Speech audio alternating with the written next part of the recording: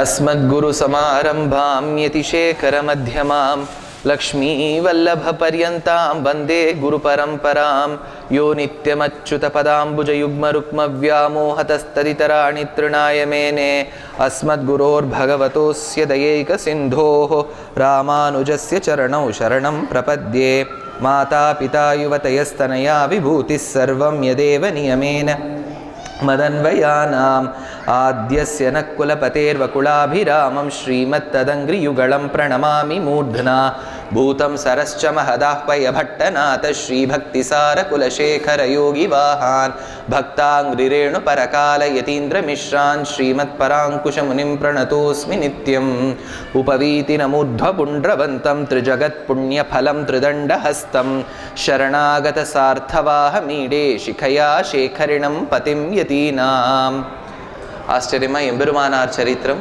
குரு பரம்பரையின் பிரபாவத்தை அனுபவித்து கொண்டு வந்தோம்.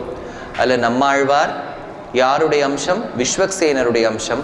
விஸ்வக்சேனருடைய அம்சமான நம்மாழ்வார், அடுத்ததாக வந்த நாத முனிகள், நாத முனிகளுக்கு அடுத்ததாக வந்த உய்யக்கொண்டார், உய்யக்கொண்டாருக்கு அடுத்ததாக வந்த மணக்கால் நம்பிகள், மணக்கால் நம்பிகளுக்கு அடுத்ததாக வந்த ஆளவந்தார், ஆளவந்தாருங்கிற யாமுனாச்சாரியருக்கு அடுத்ததாக வந்த பல சிஷ்யர்கள்ல முதல் சிஷ்யர் பெரிய நம்பி, அதுபோல் திருக்கோஷ்டியூர் நம்பி, பெரிய திருமலை நம்பி, திருமாலையாண்டான், திருவரங்கப் பெருமாளரையர், சொட்டை நம்பி, இவாள்லாம் அவளுடைய சிஷ்யர். 15 பேரை சொல்றார் தேசிகன்.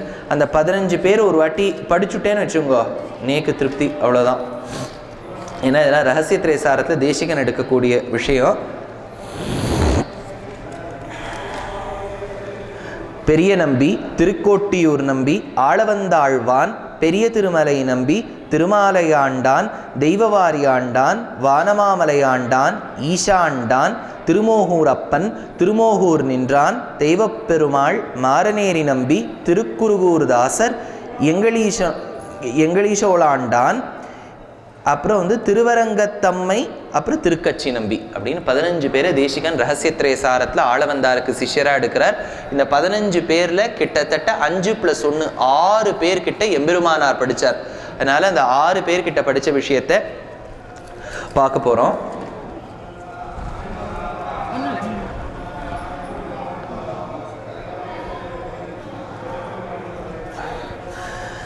இப்போ எம்பெருமானார் சரித்திரத்தை பார்க்கும்போது எம்பெருமானார் 3 சத்தியங்கள் ஆளவந்தாருக்கு செய்து கொடுத்ததாக குரு பரம்பரை.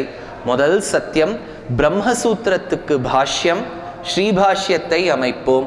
2வது, வேதவியாசரின் பேரையும் பராசர மகர்ஷியின் பேரையும் 2 நபருக்கு வைப்போம். 3வது, நம்மாழ்வாரின் பேரையும் நம்மாழ்வார் கொடுத்த திருவாய்மொழிக்கு வியாக்கியானத்தையும் அமைப்போம். வாய் வீழ்ந்த கும்பகர்ணனும் தோற்றும் உனக்கே பெருந்துயில்தான் தந்தானோ. இன்னைக்கு தான் ஸ்ரீவில்லிபுத்தூர் இருங்க. இந்த 3 சத்தியங்கள் செய்து கொடுத்தார். இல்லை சின்ன சின்ன விஷயங்கள் சொல்கிறேன், இது கதையோடு வந்துடுறது, ஆனால் இது டீட்டெயிலாக பார்க்கணுங்கிறது இல்லை.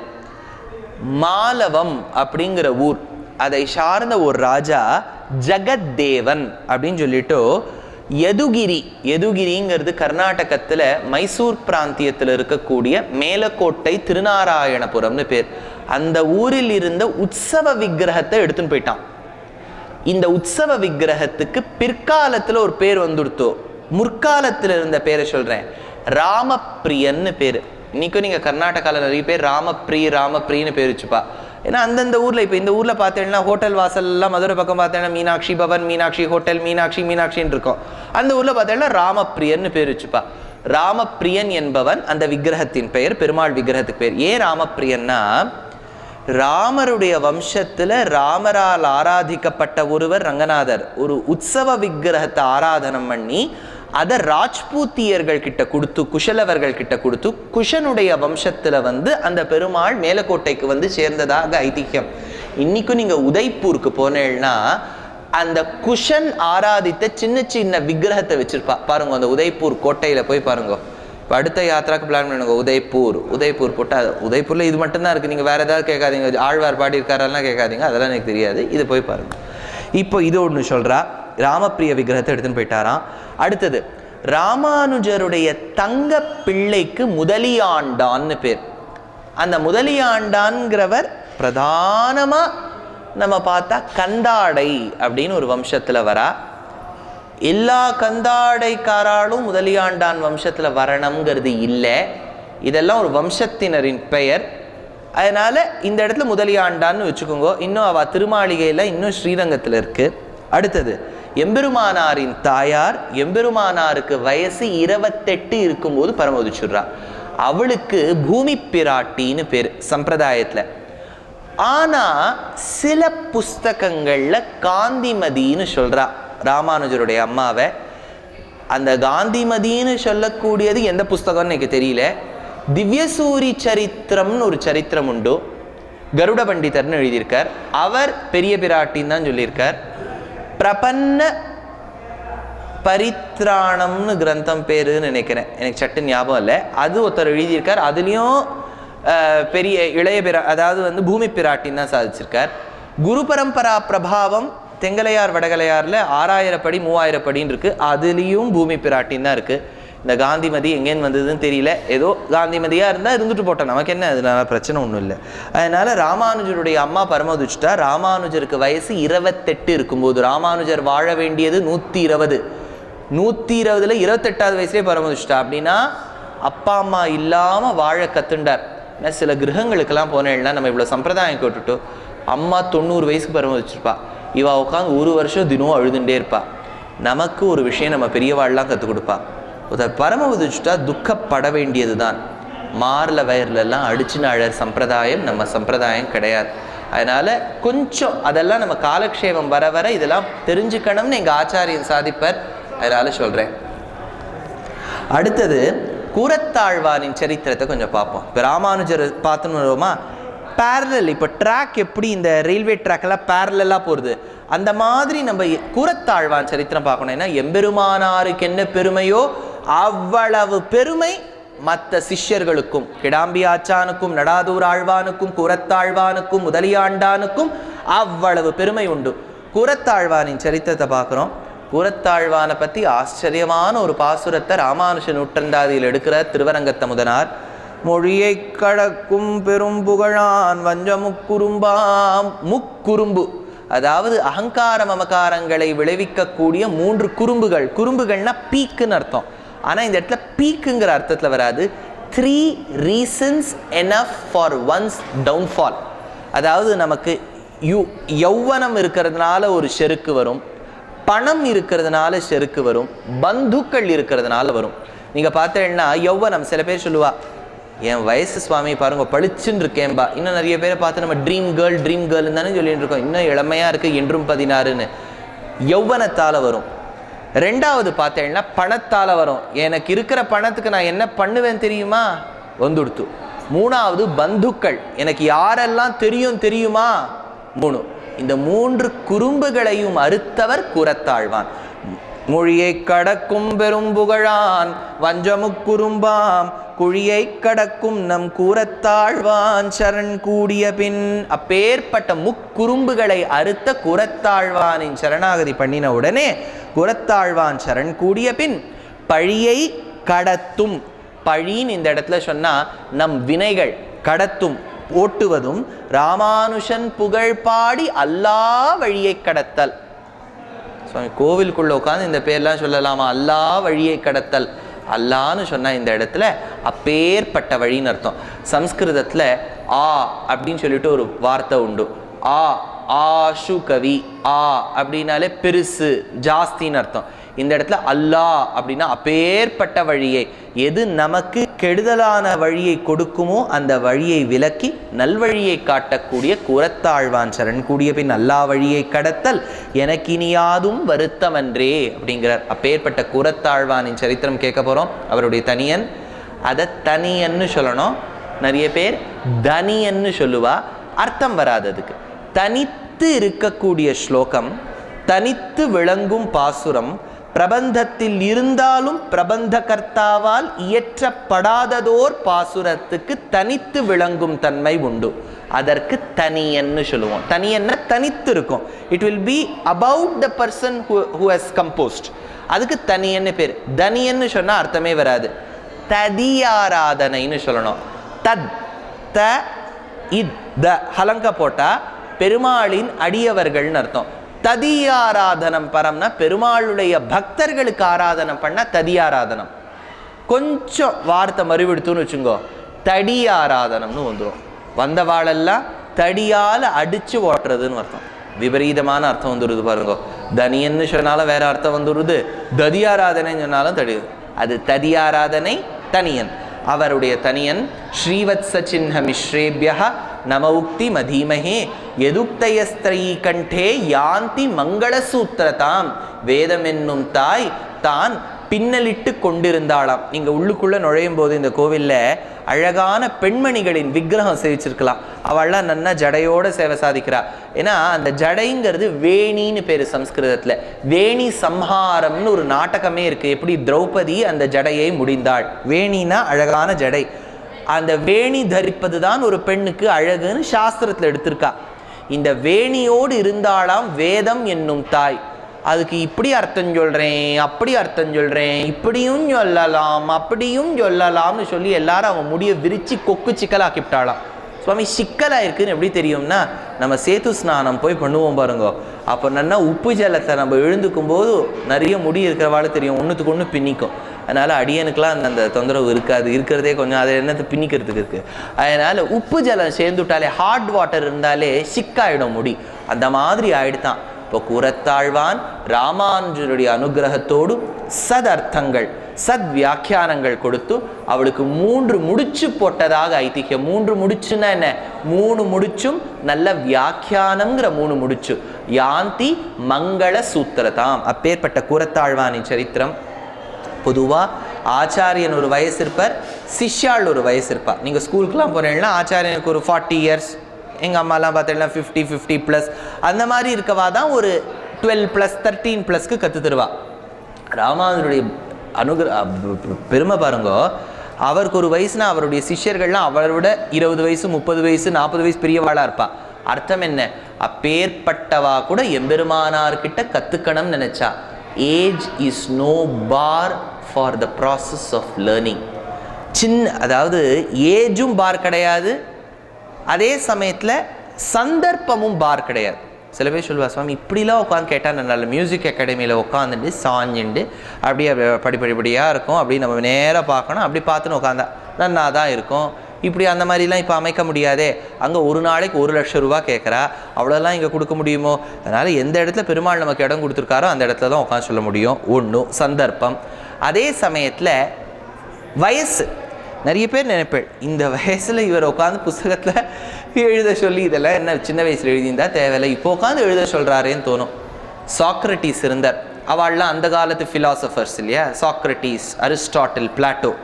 இந்த சாக்ரட்டிஸ் ரொம்ப நல்ல விஷயங்கள் சொல்கிறார். சித்தாந்தவாதிகளுக்கே எதிர்ப்புண்டு ராஜாக்கள் கிட்டேருந்து. அவரை சிறைச்சாலையில் வச்சுடுறா. சிறைச்சாலையில் வச்ச உடனே ஹெம்லாக் அப்படின்னு சொல்லிட்டு ஒரு விஷத்தை கொடுக்கணும்னு நினைக்கிறா. கொடுக்கணும் தீர்மானம் ஆயிடுறது. நம்ம ஊரில் எப்படி அட்டகாசம் பண்ணோம், கொஞ்சம் நாளைக்கு அவரை போட போகிறா தூக்கில், போடப்படாது, அவர் நல்லவராக இருக்கலாம், நீ எப்படி கருதி விட்டா, இப்படிலாம் சொல்கிறோமோ. அந்த மாதிரி அந்த காலத்தை சொல்லாமல் வச்சுவிட்டா அவரை. அவர் நல்லவராக தான் இருந்திருக்கார் வாஸ்தவமாகவே. ஆனால் ஹெம்லாக் கொடுக்க போகிறோம்னு சொல்லிட்டு, அந்த காலம் தூக்கிலெல்லாம் இல்லை, ஒரு கப்பு ஹெம்லாக் கொடுத்து நீங்கள் குடிச்சிருங்கன்னு சொல்லுவா. நம்ம பகவத் பிரசாத் அக்காரவடிசல்னு வானமாமலை போக போகிறோம் இல்லையா? அங்கே எண்ணெய் காப்போடு சேவிப்பேள் பெருமாளை. பெருமாளுக்கு அங்கே அலங்காரம்லாம் சட்டுன்னு பண்ணிவிட மாட்டா, எண்ணெய் காப்பு தான். அங்கே வானமாமலையில் நீங்கள் அக்கார வடிச்சு சாப்பிட்ணும். அது அப்படியே திரட்டுப்பால் மாதிரியும் இருக்கும், நெய்யும் வழியும். அதை ஷார்ட் விட்டேன்னா போகிறோம் சுவாமி. 108வது திவ்ய தேசத்தை நீங்கள் பிரமாதமாக போய் சேவிக்கலாம். 106 இங்கே சேவிக்கிறதுக்கு வழி பண்ணிட்டு இருக்கோம். இதுக்கு சொல்ல வந்தேன், ஆச்சரியமாக இருக்கும், அவ்வளவு நல்லா இருக்கும் டேஸ்டி. நீங்கள் அது ஒரு ஷார்ட்டுண்டேன்னா ஷார்ட்டுண்டே இருப்பேள். ஆறா வமுதே அப்படின்னு அது சாப்பிட வந்துட்டே இருக்கும் டேஸ்ட்டு.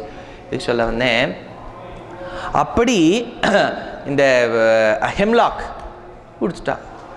அடுத்த நாள் கொடுக்கணும் ஹெம்லாக். சாக்ரட்டிஸுடைய பிரிசன் செல் பக்கத்தில் ஒரு செல். அங்கே ஒரு நாட்டுப்புற பாடல் பாடக்கூடியவர். இன்னைக்கு ஏ பஸ்ஸில் வந்தவா யார்? நிறைய பேர் இருக்க இல்லையா, உங்களுக்கு தெரியும். கார்த்தால வரும்போது ஆச்சரியமான பாட்டெல்லாம் எப்படி ஓடின்றது, முதல் சீட்டில் நான் உட்காந்துன்னு அதை கேட்டுட்டே வந்தேன். இப்போ அதெல்லாம் நாட்டுப்புற பாடல்னு வச்சுக்கோங்க. அதாவது நாட்டுப்புற பாடல்கள்லாம் பாடக்கூடிய ஒருத்தர் இருந்தார். அவர் ஏதோ பாடின்னு இருந்தார். அப்படி பாடும்போது நீங்கள் கர்நாடக சங்கீதக்காரால் யாராவது உங்கள் ஆற்றுல கர்நாடக சங்கீதம் படிச்சுட்டான்னு வச்சுக்கோங்க, அவள் படுத்துகிற பாடு தாங்க முடியாது. ஏன்னா எங்கள் ஆற்றுல என்ன பார்த்துட்டு அப்படி சொல்லுவா, சும்மாவாவது இருக்கும்போது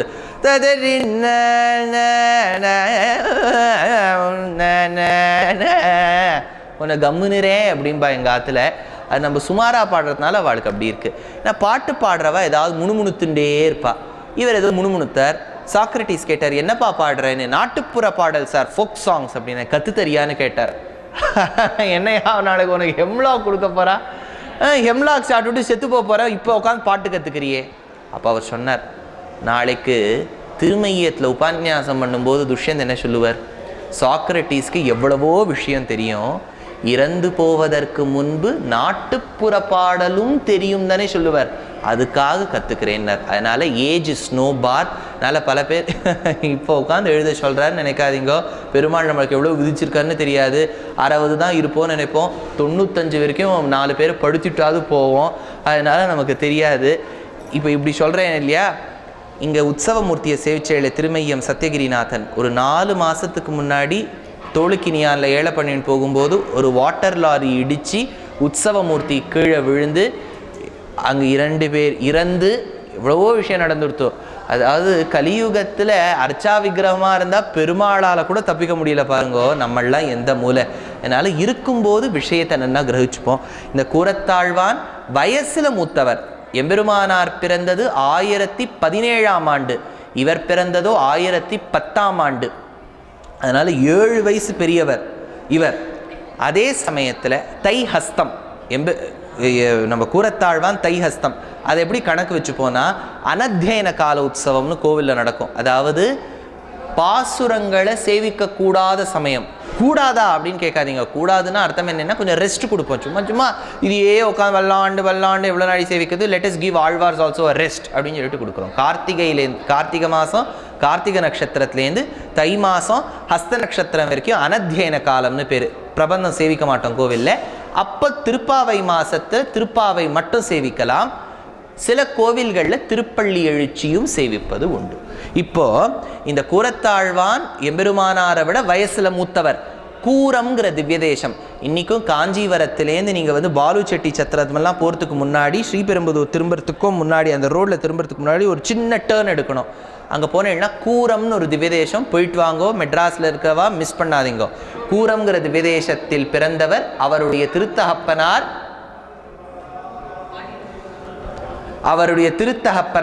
கூரத்தாழ்வார். கூரத்தாழ்வாருக்கு சத்குமாரராக பிறந்தவர். பெருமாளுடைய மச்சஸ்தானத்தில் இருந்தவர் ஸ்ரீவத்சாங்கர்னு பேர். அடியனுடைய ஆச்சாரியனுக்கும் ஸ்ரீவத்சாங்காச்சாரியாருன்னு தான் பேர். அதனால் அன்னைக்கு மதுராந்தகத்தில் சொல்லும்போது ஒரு ஆச்சாரியன் கருணாகரன் பேர் வந்துடுத்து. இங்கே ஸ்ரீவத்சாங்கம்ங்கிற இன்னொரு பேர். ஸ்ரீவத்சம்ங்கிறது பெருமாளுடைய மச்சத்துக்கு பேர். சுவாமி அவருக்கு ஒரு பேர் இருக்கட்டும், மச்சத்துக்கு வேறு பேர் இருக்கா? அவர் ரொம்ப பெரியவர் சுவாமி. மச்சம் விட்டால் அதுக்கு ஒரு பேர் இருக்கும், கொட்டாவை விட்டால் அதுக்கு ஒரு பேர் இருக்கும், எல்லாம் அவர் பெரிய ஆளுன்னு.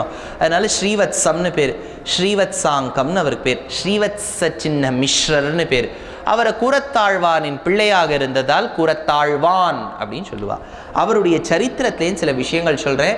இதெல்லாம் குரு பரம்பரையில் இல்லை, ஈடில் இருக்குது. நீங்கள் கேட்காத விஷயம், 7.5 to 8 எழுதக்கூடியவருக்கும் தெரியாத விஷயம், அதுதான் சொல்கிறேன்.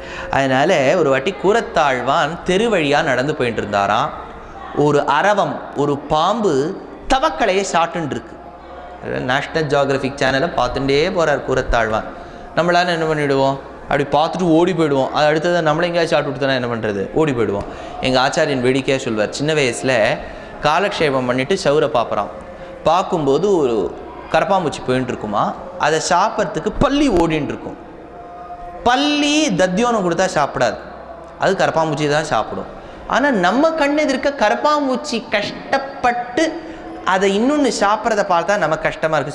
சில பேர் அப்படியே சுவாரஸ்யமாக அதை பார்த்துப்பா, ஃபோட்டோ கொடு, கேமரா கொடும்பா.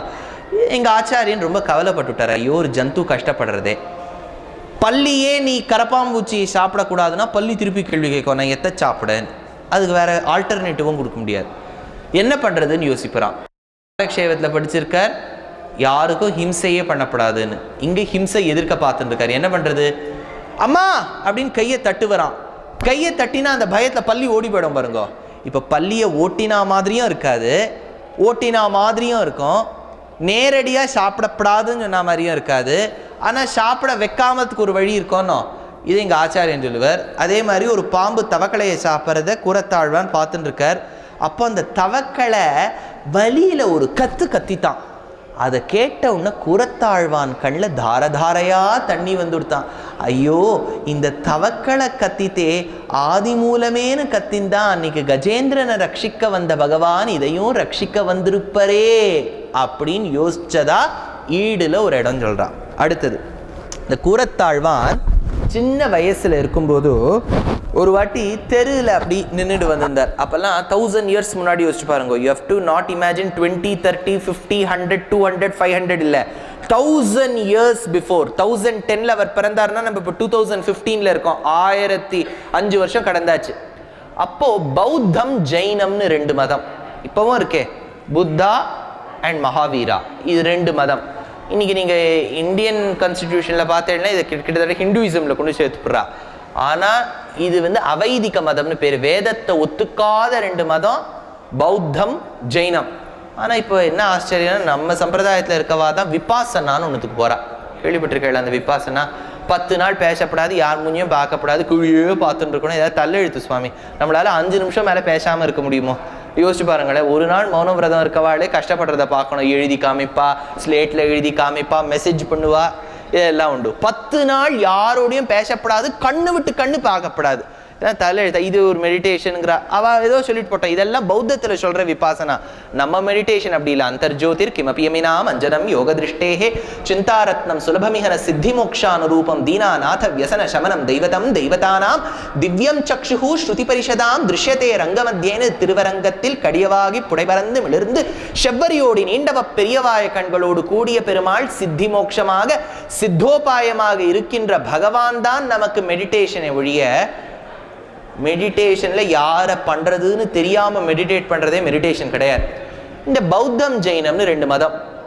ஜெயினத்தை கண்டிக்கிறார் தேசிகன் பரமத பங்கம்ங்கிற கிரந்தத்துல. 19 மதங்களை கண்டிக்கிறார். ஏன் சுவாமி, ஜெயின் ஃபுட்டு தானே நமக்கு இன்னைக்கு வழி கொடுக்குறது, என்ன சுவாமி ஜெயினத்தை போய் கண்டிக்கிறாரு? ஏன்னா ஜெயினத்துல என்ன சொல்றான்னா, அஹிம்சா பரமோ தர்ம, ஹிம்சையே பண்ணப்படாது. சில பேர் என்ன பண்ணுவா, வாயை போத்தின்னு வருவா பாருங்க. பம்பாயில் இருக்கவாளுக்குலாம் தெரியும், வாயை போத்தின்னு வருவா. அதுலேயே ஸ்வேதாம்பராள் திகம்பராள்னு பேர். சில பேருக்கு ஆடையே இருக்காது. ஸ்ரவணபலகுலாலெல்லாம் இருக்கா பாருங்க அந்த விக்கிரகங்கள்ல, அதுக்கெல்லாம் ஆடையே இருக்காது. சில பேர் வெள்ளை ஆடை தரிச்சுப்பா, மெரிக்கப்படாது, அத்தை சாப்பிடப்படாது, இதை சாப்பிடப்படாதும்பா. எதுக்குன்னா கிருமிகளை கொல்லப்படாதும்பா.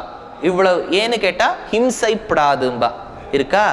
ஆனா அவ மதத்துல சன்னியாசம் எப்படி தெரியுமோ, தலையிலேருந்து கால் வரைக்கும் ஒரு மயிர் விடாம நம்மளே பிடுங்கிக்கணும்.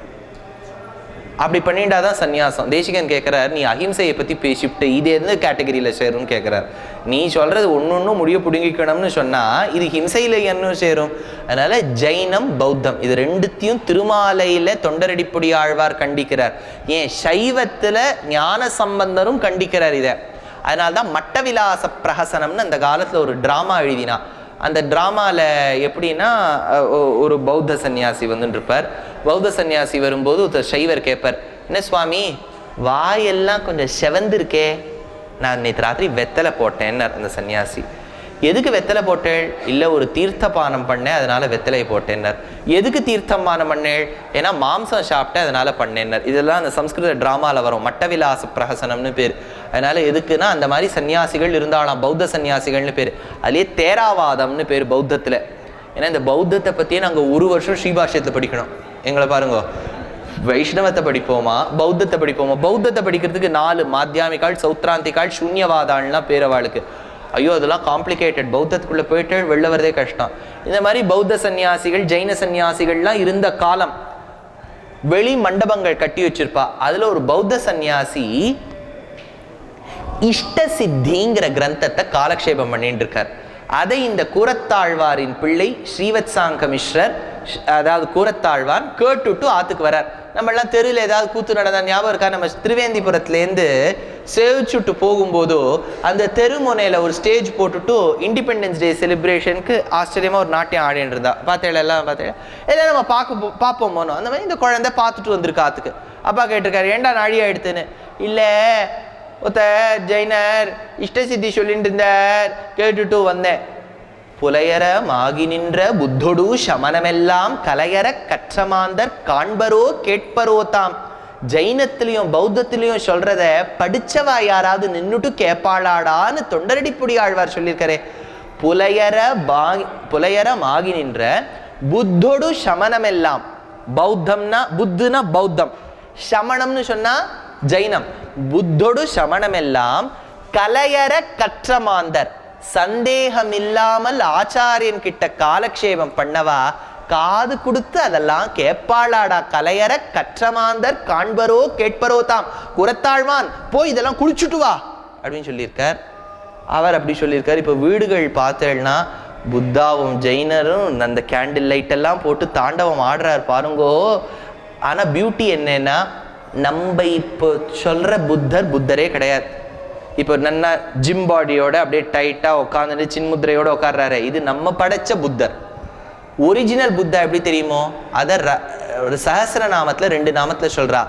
ரத்ன நாப சுலோச்சனஹா, 2 நாமம் இருக்கு இல்லையா. These 2 names praise Buddha. Buddha எப்படி இருந்தான்னு பகவத்குண தர்ப்பணத்துல எடுக்கிறார். பெரிய தொந்தி, மொட்டை தலை, சிரிச்சுண்டே இருப்பார், கண்ணு 2 தாமரை மாதிரி இருக்கும், வயத்தை இப்படி தடவிண்டே வருவர், கண்ணழகால எல்லாரையும் ஏமாத்திடுவர். அவருக்கு புத்தர்னு பேருன்னு எடுக்கிறா. அதனால்தான் சுலோச்சனஹா. சுலோச்சனஹானா அழகான கண்ணோடு கூடியவர். சுலோச்சனான்னு பேர் வச்சு பாப்பாருங்க நிறைய பேர். சுலோச்சனஹா. ரத்னநாபா, பெரிய வயிறு. அதை தான் நம்ம இன்னைக்கு லாஃபிங் புத்தான்னு சொல்றோம். பார்த்துருக்கா, எல்லாரும் காத்தால எழுந்தோன்னா அவர் வயத்தை உட்காந்து தொடுறாரு. தொட்டா ரொம்ப நல்லதான், கூரை பிச்சு கொட்டோங்கிற தூசி தான் வருது, அது தவிர ஒன்றும் வரமாட்டேங்குது. நானும் தொட்டு பார்த்துக்கிட்டேன். எதுக்கு சொல்ல வந்தேன், அந்த பௌத்தர் புலையரமாகி நின்ற புத்தொடு சமணமெல்லாம் கலையற கற்றமாந்தர் காண்பரோ கேட்பரோ தாம். இன்னைக்கு புத்தர் நன்னா மாட்டின்றார் நம்ம உபன்யாசத்துல. அடுத்தது, நம்ம சம்பிரதாயத்துல வந்த ஒரு குழந்தை பௌத்தத்துக்கு மாறிவிட்டான். அடியேன் ஷாங்கைக்கு உபன்யாசத்துக்கு போயிருந்தேன். போகிறதுக்கு ஒரு வாரத்துக்கு முன்னாடி ஒரு வைஷ்ணவா எனக்கு தெரிஞ்சவா சொன்னா, எங்கள் குடும்பத்தில் ஒருத்தர் பௌத்தாள் ஆயிட்டா, இப்போ புத்திசம் கன்வெர்ட் பண்ணிட்டா, நீங்கள் ஷாங்கைக்கு போகிறேன்னு போட்டுந்தேள், ஏதாவது நல்ல வார்த்தை சொல்லுங்கன்னா. முதல்ல அங்கே போன உடனே யாராத்தில் இறங்கினேனோ அவாத்தில் ஒரு கேப் எடுத்துட்டு அவாத்துக்கு போயிட்டு அன்றைக்கி ராத்திரியெல்லாம் அவளோட பேசி அவளை ஸ்ரீ வைஷ்ணவத்தில் நம்ம எபெருமானார் காட்டும் தரிசனம் கன்வின்ஸ் பண்ணி அவளை 2 மாதத்தில் இந்தியாவில் வர வச்சு அழகிசிங்கர்கிட்ட சமாஷணம் பண்ண வச்சேன். எதுக்கு சொல்ல வந்தேன்னா, அந்த காலத்தில் பௌத்தம் இல்லை, இந்த காலத்துலேயும் தாண்டவம் ஆடுறதே. மற்ற பௌத்தாளாக பறந்துட்டா பரவாயில்ல, யாராவது சரணாகதி தர்மத்தை விட்டுட்டு போவாளோ. கலையற கற்றமாந்தர் காண்பரோ கேட்பரோ தாம். எதுக்கு சொல்ல வந்தேன், ஒரு வாட்டி ஒரு குழந்தை பௌத்தத்துக்கு மாறிடுதான். அந்த பௌத்தத்துக்கு மாறின குழந்தை தெருவில் சுத்தின்னு இருந்துதான். அப்போ கூரத்தாழ்வான் நடந்து போயிட்டு இருக்கார். அப்படி பார்த்தார், அந்த கண் பார்வையிலேயே அந்த குழந்தை திருந்திடுத்தான். இப்போல்லாம் நம்ம ஊர் விட்டு ஊர் ஃப்ளைட்டை வச்சுட்டு கேத்தே பெசிஃபிக்லாம் வச்சுன்னு போக வேண்டியதாக இருக்கு. போனாலும் அது சிலது திருந்த மாட்டேங்கிறது. கூரத்தாழ்வான் பார்த்தாலே திருந்திட்டதா, பார்த்த பின்னே திருந்தும் அப்படிங்கிறா ஈடுல. அடுத்தது, கூரத்தாழ்வானுடைய அப்பா கூரத்தாழ்வாருடைய பத்னி பரமபதிச்சுரா. அதாவது கூரத்தாழ்வானுடைய அம்மா போயிடுறா. போன உடனே ஒரு வாக்கியம் இருக்கு மனு தர்ம சாஸ்திரத்துல, அனாஷ்ரமி ந திஷ்டேத து. கிரகஸ்தனா இருக்கக்கூடியவனுக்கு பத்னி போயிட்டா பத்னி இல்லாமல் வெகு நாட்கள் இருக்கக்கூடாது. ஏன்னா பத்னி இருந்தாதான் யஜ்ஞ காரியம் பண்ண முடியும். அதனால்தான் அந்த காலத்தை நீங்க நிறைய குடும்பம் பார்த்தேன்னா சொல்லுவா, எங்க சித்திக்கு பிறந்தவர் இவர், மூத்ததாரத்துக்கு பிறந்தவா இவா. அந்த மூத்ததாரம் சின்னதாரம் அதெல்லாம் அந்த காலத்தை நீங்க நிறைய கேள்விப்படுவேன். ஏன்னா அனாஷ்ரமி ந திஷ்டேத்த. கூரத்தாழ்வார் பத்னி போனோம்னா கல்யாணம் பண்ணிக்கணும்னு குடும்பஸ்தக்காரெல்லாம் சொல்றா. அப்போ அவர் யோசிச்சுட்டு சொல்றாரா, நான் பண்ணிக்க மாட்டேன்னு விட்டாராம்.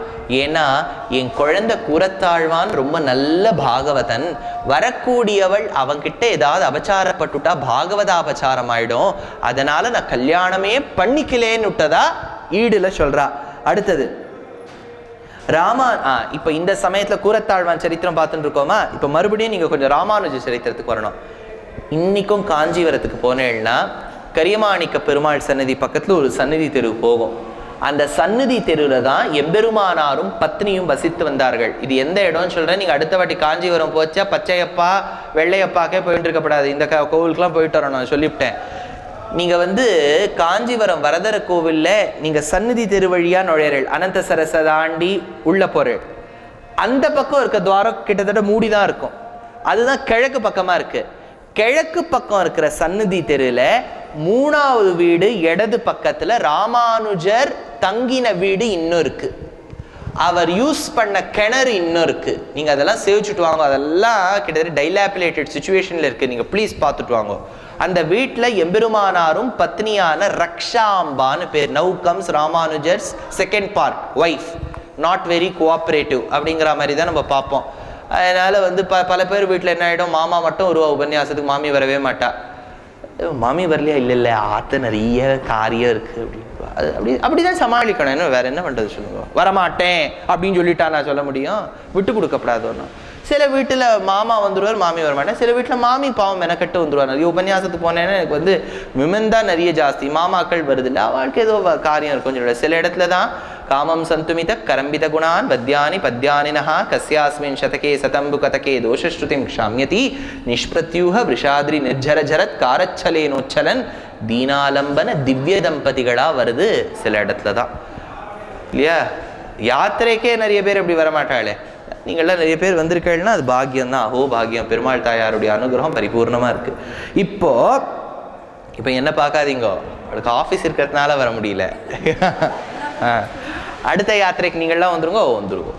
அடுத்தது இப்போ எம்பெருமானார் அங்கு தங்கும்போது அவருடைய பத்னி ரக்ஷாம்பா கோஆப்ரேட்டிவாக இருந்தா. கோஆப்ரேட்டிவ்னா ரொம்ப நான் கோஆப்ரேட்டிவ், 2 கொம்பெல்லாம் வச்சுக்கூடாதீங்க அந்த மாமிக்கு. பாவம் நல்ல மாமி தான், ரொம்ப ப்ராக்டிக்கல் அந்த மாமி.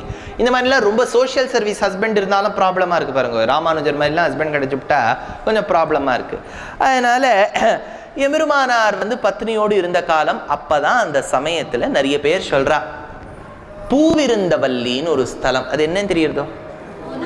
Very good, Poonamallee. நமக்கு எப்போவுமே தப்பான பேர் தான் ஞாபகம் இருக்கும். கரெக்ட் பேர் பூவிருந்தவல்லி. அந்த பூவிருந்தவல்லியில பெருமாள் வரதராஜ பெருமாள், திருக்கச்சி நம்பிகள் எழுப்பின பெருமாள். நல்லா சேவிச்சுட்டு வாங்க. மெட்ராஸ் பக்கத்தில் இருக்கு. இந்த மாதிரி இடத்தெல்லாம் நம்ம விட்டுருவோம். நமக்கு எப்போவுமே உள்ளூர் சரக்கு விலை போகாதுன்னு சொல்லுவா. நிறைய பேர் மெட்ராஸில் இருந்துனே மாதவ பெருமாள் எங்கே அப்படின்னு கேட்பா. மாதவ பெருமாள் அங்கேயே தான் ரொம்ப வருஷமாக இருந்துட்டு இருக்கார். பாவம் எங்கே அப்படின்னு கேட்பா. எங்கே இல்லை அங்கே. அதனால போய் சேவிச்சுட்டு வரணும். அந்த பூவிருந்தவல்லியில் வரதராஜ பெருமாள் கோவில் எழுப்பியிருக்கார் திருக்கச்சி நம்பிகள். அவர் வைசிய ஜாதி, அதாவது பிஸ்னஸ் கிளாஸ். அவர் தினம் புஷ்பத்தை பறித்து மாலை தொடுத்து புஷ்ப கைங்கரியம் பண்ணின்னு வருவார். ஏன்னா பெருமாளுக்கு புஷ்ப கைங்கரியம். அவர் ரொம்ப அலங்கார பிரியர். அதாவது ரொம்ப டிப்டாப்பாக ட்ரெஸ் பண்ணிப்பார். பெருமாள் நம்மள மாதிரிலாம் இல்லை, இப்போ ஷேவ் பண்ணிக்காமல் அப்படிலாம் இருக்கும் பாருங்க. அவர் அப்படி இல்லை. ஒரு இடத்துல அழகாக மீசை கூட அழகாக ட்ரிம்மாக இருக்கும். பார்த்தசாரதிக்கெலாம் பார்த்தேன்னா கரெக்டாக இருக்கும் அந்த மீசை. அவர் எங்கேயாவது நீங்கள் தாடியோடு பார்த்துருக்கல, தீட்சை வச்சுட்டு இருக்கார் பெருமாள். க்ளீன் ஷேவன் ஃபேஸ் தான் அவர் எப்போவுமே பார்த்தா. அலங்காரம்லாம் போட்டுன்னு நீங்கள் கவச்ச குண்டலங்களோட ஆபரணங்களை தரித்து பளிச்சுன்னு தான் இருப்பார் பெருமாள். அவர் உங்களை மாதிரிலாம் வச்சுக்கோ. நீங்கள்லாம் ஒரு நாளைக்கு எப்படி கரெக்டாக எடுத்துன்னு வர ட்ரெஸ்ஸு அந்த மாதிரின்னு வச்சுங்கோ. அது சில பேர் பார்த்தேன்னா பொட்டி, அதை வச்சு நீங்கள் 4-5 ஒரு குடும்பமே நடத்திப்பிடலாம். அந்த பொட்டியெல்லாம் பார்த்தா அவாளை விட அது ஓங்கி உலகளந்த உத்தமம். இவர் 4 அடினா அது 5 அடி இருக்குது. அப்பேற்பட்ட அதாவது நமக்கு பெருமாளுடைய குழந்தைகள்ங்கிறத நம்ம காமிக்கிறோம். அதனால் எதுக்கு சொல்ல இந்த திருக்கச்சி நம்பிகள் புஷ்ப கைங்கரியம் பண்ணிட்டு இருக்கார். புஷ்ப கைங்கரியம் பண்ணும்போது தினம் பாசுரங்கள் சொல்லிகிட்டே போவார். எப்போவுமே அடியேனே பார்த்துருக்கேன். எங்கள் கொள்ளுப்பாட்டிலாம் 80 வயசுக்கு மேலே இருந்து தளிகை பண்ணி பார்க்கும்போது பாசுரங்கள் சொல்லி தான் பண்ணி நான் கேட்டிருக்கேன். வெறும்னையே இருக்க மாட்டேங்கள். அதை எடுத்துன்னு வா, நீராட புதுவீர் பொதுமினோ நீரழி நீர், பாசுரங்கள் சொல்லி இல்லாட்ட ஸ்ரீஸ்துதி சொல்லி தான் எங்கள் ஆத்துலலாம் தளிகை பண்ணி நான் பார்த்துருக்கேன். இப்போ தான் வர காலத்தில் நம்ம புஸ்தகத்தை பார்த்து பண்ணுறோம். இல்லாட்டா அந்த ஸ்லோகம் நமக்கு தெரிய மாட்டேங்குது, புஸ்தகத்தை வச்சாதான் தெரியுது. அது வேற ஒன்று இருக்கேன். இப்போது புஸ்தகம் தளிகை பண்ணுற புஸ்தகத்தை பார்க்குறதா, தேசிகர் எழுதின ஸ்ரீஸ்துதியை பார்க்குறதா இல்லையா? அவர் மோட்சத்துக்கு ரெசிபி கொடுக்குறார், இவர் முளைக்குழம்புக்கு ரெசிபி கொடுக்குறார். ரெண்டுத்தையும் கலக்கவும் முடியாது. அதனால் நமக்கு பைஹார்ட்டாக தெரியாதனால இந்த ப்ராப்ளம்லாம் இருக்குது. அதனால் திருக்கச்சி நம்பிகள் ஏதோ பாசுரம் சொல்லிகிட்டே இருப்பார். ரொம்ப ஃபேமஸ் ஆகிட்டார். ஏன்னா ரொம்ப நல்லவர், ஹம்பிள் மேன், டவுன் டு அர்த். அதனால எல்லாரும் சொன்னார், ராமானுஜா நம்ம ஊர் பக்கத்து திருக்கச்சி நம்பிகள் இருக்கார், அவர் ரொம்ப நல்லவர், பெருமாளுக்கு புஷ்ப கைங்கரியம் பண்ற, பாசுரங்கள்லாம் ஆழ்வாரின் அருளி செயல்கள்லாம் சேவிக்கிறார். ஐயோ நான் அவரை போய் சேவிக்க முடியுமா? நீலாம் அலட்டிக்கவே வேண்டாம், அவர் பூவிருந்தவல்லியிலேருந்து தினோ காஞ்சிவரத்துக்கு வந்து நம் தேவப்பெருமாளுக்கு திருவாலவட்ட கைங்கரியம் பண்றார். திருவாலவட்டம்னா சாமர கைங்கரியம். சாமரம்ங்கிறது சம்ஸ்கிருதம், சாமரம்ங்கிறது ஒரு ராகம் தெரியுமோ? சாமரம்னு ஒரு ராகம் கேள்விப்பட்டிருக்கீங்களா? யாராவது சொல்றீங்களா சாமரத்துக்கு இன்னொரு பேர் என்னன்னு? திருவாலவட்டம். இப்போ தானே சொல்ல ராகத்துக்கு கேட்குறேன். ஷண்முக பிரியான்னு பேர். அந்த தீக்ஷிதரோட ஸ்கூல்ல வெங்கடமக்கின்னு பேர், ஷண்முக பிரியான்னு சொல்ல மாட்டா, சாமரம். அதனால தான் இப்போ நான் இப்போ 2 வார்த்தை பாடினேன்னா நிறைய பேருக்கு சந்தோஷம் வந்துடும். இவர் கூட பாடுறாரு பாருங்க, சித்தி விநாயகம் அனிஷம். ஷண்முக பிரியா தானே அதில் என்ன வருது? சத்ர. அதுல சாமரன்னு ஒரு வார்த்தை வரும், சித்தயக்ஷகிநராதி சேவிதம் வருது. பாத்ரபத மாச சதுர்த்தியாம் பிராமணாதி பூஜிதம் பாஷாங்குஷதரம் சத்ர சாமர பரிவிஜிதம் ரௌத்ர பாவரஹிதம் தசஜனபத விராஜிதம் ரௌஹிணியனுஜார்ச்சிதம் दीनजन भावितं अत्रिराजसुतात्मजं अनंत गुरुगुहाग्रजं भद्रप्रदपदाम्बुजं भासमानचतुर्भुजं विनायकं चामरं ஷண்முக பிரியா. அந்த சாமரத்துக்கு இன்னொரு பேர் ஷண்முக பிரியா. இப்போ இந்த சாமரம்ங்கிறது ஆலவட்டம். அதை தான் மணிரங்குல தீட்சிதர் சொல்லும் போது சத்ர சாமர கரத்ருத்த, அந்த சாமரம்ங்கிறது ஃபேன். அதுக்கு தமிழ்ல திருவாலவட்டம்னு பேர், ஆலவட்டம்னு பேரு. தமிழ்ல சந்தி உண்டு இல்லையா, சந்தி பிரயோகம் வந்து கொடுத்தோம்னா வ, கற்றோருக்கு சென்ற விடமெல்லாம் சிறப்புன்னு சொல்லணும். பிரிச்சு சொன்னா கற்றோருக்கு சென்ற இடமெல்லாம் சிறப்பு. இந்த கிராமர்ல வரும்போது வகாரம் நடுவில் வந்துடும். சம்ஸ்கிருதத்திலையும் அகாரத்வே, அகார சப்தம் வந்து கொடுத்தோம்னா நம்ம என்ன பண்ணுவோம், சேர்த்த இடத்த எஸ் மாதிரி ஒன்று டாலர் சிம்பிள்லாம் போடுவோம். நீங்கள் பார்த்துருக்கீங்களா சம்ஸ்கிருதத்தில்? அது அகாரத்வே சதி அப்படின்னு வரும். சரி, இந்த பாருங்கள், இந்த கதை இந்த அக்கப்போர் பேசியே டைம் ஆகிடுறது. இந்த திருக்கச்சி நம்பிகள் தினோ தேவப்பெருமாளுக்கு திருவாலவட்ட கைங்கரியம் பண்ண வராரா, எம்பெருமானாருக்கு அவரை சேவிக்கணும்னு ஆசை. எம்பெருமானார் போய் பிரார்த்திச்சாராம், சுவாமி தேவள் அடியேனுடைய கிரகத்துக்கு வந்து பொன்னடி சாத்தணும். எப்போவுமே இதெல்லாம் பரிபாஷை. வைஷ்ணவ சம்பிரதாயத்தில் ரொம்ப தெரிஞ்சவாள்லாம் நீங்கள் வரணும் அப்படின்னா சொல்ல மாட்டார். தேவள் வந்து அடியேனுடைய குடிசலுக்கு வந்து பொன்னடி சாத்த வேண்டும். இவர் வீடு மாளிகையாகவே இருக்கும், 4 பெட்ரூம். ஆனால் இவர் சொல்லிக்கும் போது குடிசேன்னு சொல்லிக்கணும் அவர் வீட்டை. எதிராளி வீடு சாதாரண குடிசையாகவே இருக்கும், ஆனால் சொல்லும்போது திருமாளிகைன்னு சொல்லணும். தேவள் திருமாளிகைக்கு வரலாமான்னு கேட்கணும். உடனே அவர் ஈயன்ட்டு திருமாளிகையெல்லாம் இல்லைப்பான்னு அவர் சொல்ல மாட்டார். அதாவது பரிபாஷை தெரிஞ்சவாளுக்கு தெரியும், அடியேனுடைய குடிசலுக்கு வந்து பொன்னடி சாத்த வேண்டும். பொன்னடினா என்ன? Gold feet. கோல்ட் ஃபீட்டுன்னு அர்த்தம் இல்லை, உங்கள் பாதை எங்கள் வீட்டில் பழணும். தெரியுமோ, வானமாமலைக்கு போக போகிறோம் இல்லையா, அந்த முதல் ஜீயருக்கு பொன்னடிகளார் ஜீயர்னு பேர். இப்போ பொன்னடி சாத்தனம்பா, பொன்னடி சாத்தி அமுது செய்யணும்பா. சாப்பிடுங்கன்னு சொல்ல மாட்டா, அமுது செய்ய வேண்டும் அப்படின்னா சாப்பிடுங்கன்னு அர்த்தம். எம்பெருமானார் பிரார்த்திச்சோன்னு திருக்கச்சி நம்பிகள் வரேன்னார். இப்போ கோவில் எப்போவுமே வலம் வரும்போது கூட எம்பெருமானார் பார்த்தார், திருக்கச்சி நம்பிகள் வரல. வீட்டிலேருந்து கிளம்பி கோவிலை பிரதட்சிணமாக போகிறார். நீங்கள் காஞ்சிபுரம் பெரிய மதுரை பிரதட்சிணம் பண்ணணும்னா நம்ம வீல்ஸ் பஸ்ஸில் தான் போகணும். நம்ம வீலில் வந்திருக்கோம் பாருங்க, அதில் தான் போகணும். இதை நீங்கள் பிரதட்சிணம் பண்ணுறேன் பேர் வழின்லாம் எடுத்துட்டேன்னு வச்சுங்கோ, அந்த கோவிலில் பிரதட்சிணமே பண்ண முடியாது. அவ்வளோ பெரிய பிரதட்சிணம் அது. எம்பெருமானார் பிரதட்சிணமாக வராரா, அதுக்குள்ளே திருக்கச்சி நம்பிகள் இப்படி போகிறார். இப்படி நடந்து வரத்துக்கு உங்களுக்கு 15 to 20 minutes மினிமம் ஆகும். கொஞ்சம் நீங்கள் வந்து இந்த ஷாம்பு அட்வர்டைஸ்மெண்ட் மாதிரி மெய்வண்ணன் நறுங்குஞ்சி குழல் பின் தாழன் வந்தேன்னு வச்சுங்க, 1/2 மணி நேரம் ஆகும். கொஞ்சம் வேகமாக நடந்தால் 15 நிமிஷம். கொஞ்சம் ஆரம்பரை ஒன்னொன்னியா இது என்ன புதுசாக கட்டியிருக்காளா இப்படிலாம் பார்த்து பார்த்து வந்தேள் 1/2 1 மணி நேரம். எம்பெருமானார் இப்படி வராரா, திருக்கச்சி நம்பிகள் அப்படி போகிறாரா, திண்ணையில் உட்கார சொல்லிட்டா எம்பெருமானாரின் பத்னி, உட்காருங்கோ, உங்களை தேடி தான் போயிருக்கார், வந்துடுவார் நீங்கள் உட்காருங்கோ. சாப்பிட்றீங்களா? அவளுக்கு என்னென்னா நம்ம ஜாதி இல்லையோன்னு இவர் கொஞ்சம் மட்டன் சாப்பிட்றீங்களா? சாப்பிட்றேம்மா. இலை போட்டா கலந்துக்குங்கோ, அது கலந்துக்குங்கோ, கலந்துட்டேளா சாதிக்கலாமா?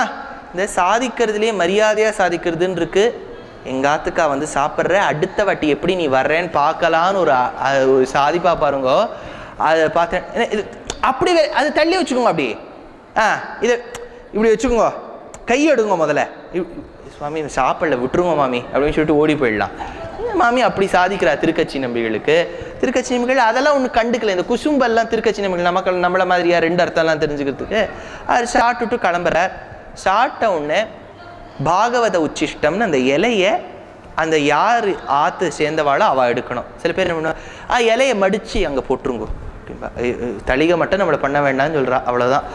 அதுவும் பண்ணின்னு வந்துருவோம். சில பேர் சொல்லிட்டா அது இன்னும் காலம் மாறி நீங்கள் பண்ணிட்டு வந்து சாப்பிட்டுட்டு போயிடுங்க, எனக்கும் கொடுத்துட்டு போயிடுங்கோம்பா சில பேர்.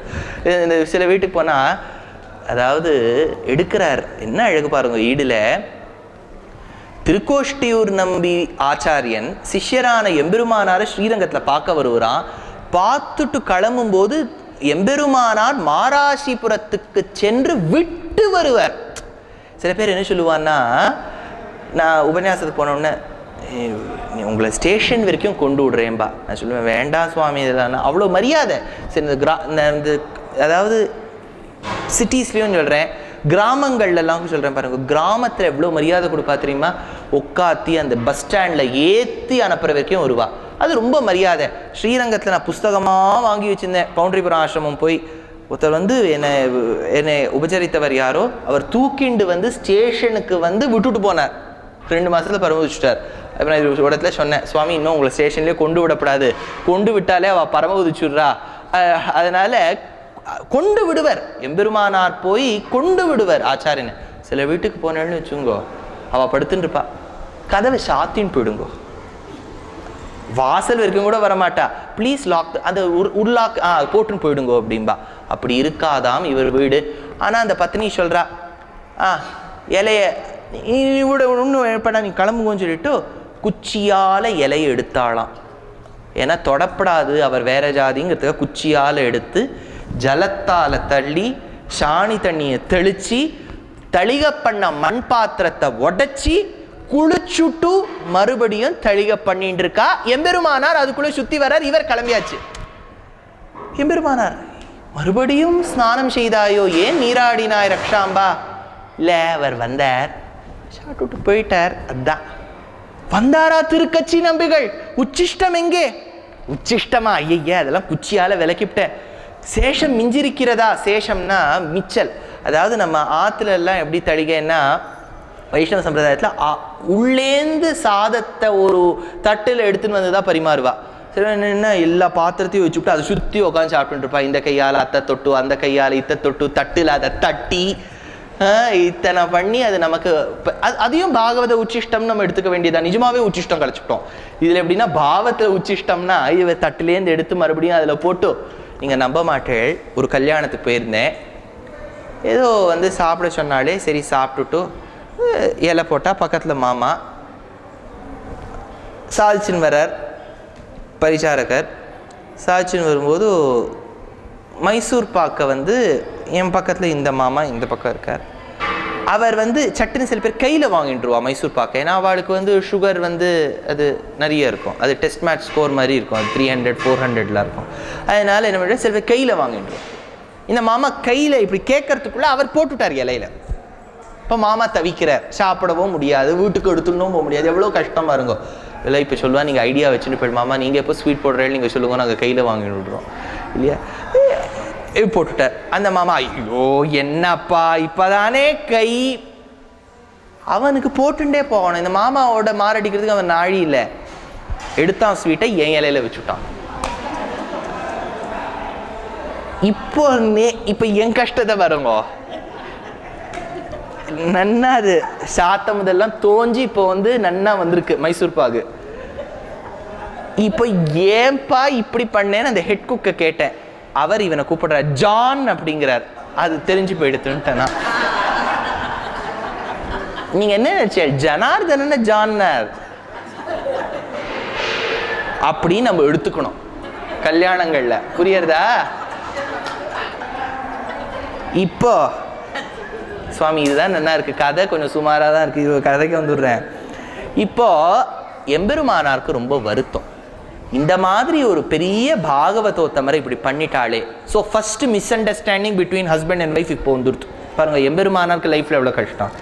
அடுத்தது அதுதான் அவர் யோசிச்சு பார்த்தார், எம்பெருமானை யோசிச்சு பார்த்துருப்பார், நம்ம நிலையை விட ஆதிசங்கர் நிலவை தேவையில்லை, அவர் கல்யாணமே பண்ணிக்கலையோனோ, அவர் நேர சன்னியாசி ஆயிட்டார். அடுத்தது இப்போ எம்பெருமானார் ஒரு வாட்டி திருக்கச்சிதம்பிகளை மறுபடியும் பார்த்து க்ஷமாபணம் கேட்டினார், அடியனை மன்னிச்சுருங்க, என் பத்னியை மன்னிச்சுருங்கன்னு. அப்போது எம்பெருமானாருக்கு ஒருத்தர் சொல்கிறார், நீ எப்போ பார்த்தாலும் உன் மூஞ்சியில் ஒரு கவலை தெரியறதே இல்லையா? சில பேர் நீங்கள் இந்த யாத்திராவில் பார்த்தீங்கன்னா பளிச்சுன்னு இருப்பா, சில பேர் எப்போவுமே டல்லாக இருப்பா. ஏன்னா மனசுக்குள்ளே ஏதோ ஒன்று ஓடிண்டே இருக்கும் சில பேருக்கு. அந்த மாதிரி எம்பெருமானாருக்கு ஓடின்னு இருக்கு. அப்போது அவர் சொன்னார், இல்லை சில சந்தேகங்கள் இருக்கு, அதான் விடுங்கோ. அந்த காலத்து சந்தேகங்களா என்ன ரொம்ப சாதாரணமாக இல்லை, இல்லை ரொம்ப சித்தாந்தபரமாக இருக்கு, அவ்வளவுதானே. திருக்கச்சி நம்பிகளை கேட்க சொல்லும்.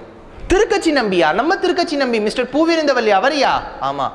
ஏன்னா அவர் திருவாலவட்டம் தேவப்பெருமாளுக்கு வீசும்போது அந்த விக்கிரகத்தோட பேசுவர்.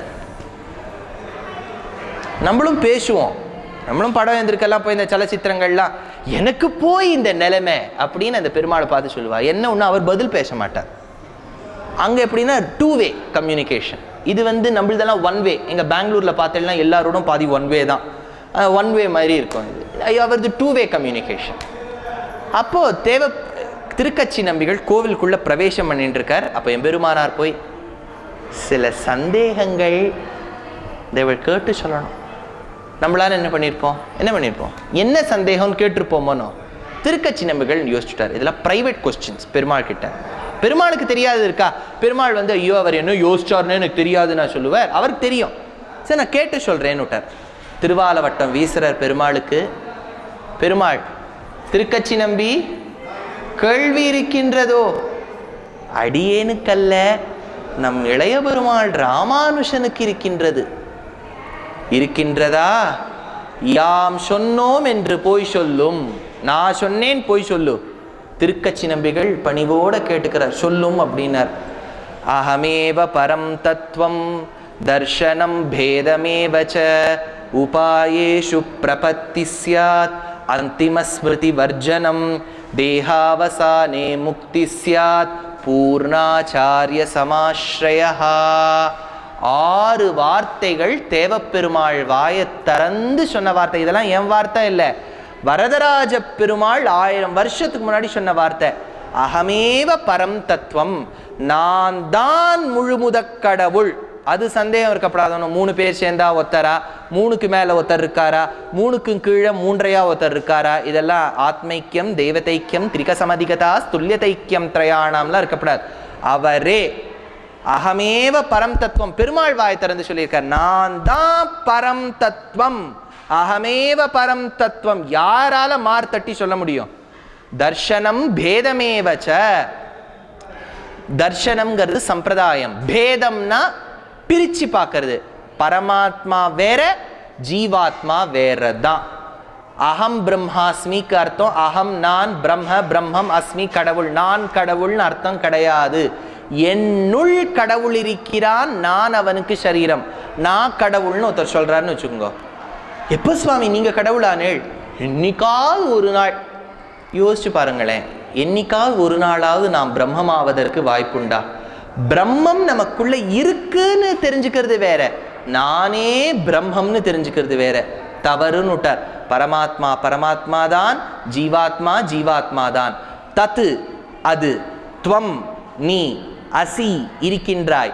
தத்து துவம் அசி தத்துவம் அசி. தத்துவம் அசினா நீ அதுவாக இருக்கின்றாய், நீ ஜீவாத்மா, அது பரமாத்மா. ஜீவாத்மாவும் பரமாத்மாவும் ஒன்றும் ஐக்கியம் கிடையாது, என்னைக்கும் சேராது. அவரவர் தான், நாம் நாம் தான். அவர் சுவாமி சுவாமி தான், தாசன் தாசன் தாசன் தான். அதனால்தான் தத்து துவம் அன்று, தத்து துவம் அசின்னு இருக்கா. தத்து துவம் அசி இல்லை. யார் சொன்னா? ஆண்டாள் சொன்னாலே, தத்துவம் அன்று தகவேலோரெம்பாவாய். தத்துவம் அன்று, தத்துவம் அன்றுன்னுட்டா. அதனால தர்சனம் பேதமேவச்ச. பெருமாள் சொல்றார், நான் தான் பரதத்துவம், ஜீவாத்மா வேற பரமாத்மா வேற, தர்சனம் பேதமேவச்ச. உபாயேஷு பிரபத்தி ஸ்யாத். The best, simplest possible route is பிரபத்திங்கிற சரணாகதி. அவர் திருவடிய ஆச்சாரியனை முன்னிட்டு கொண்டு சரணாகதி பண்ணால் மோக்ஷம் நிச்சயம்.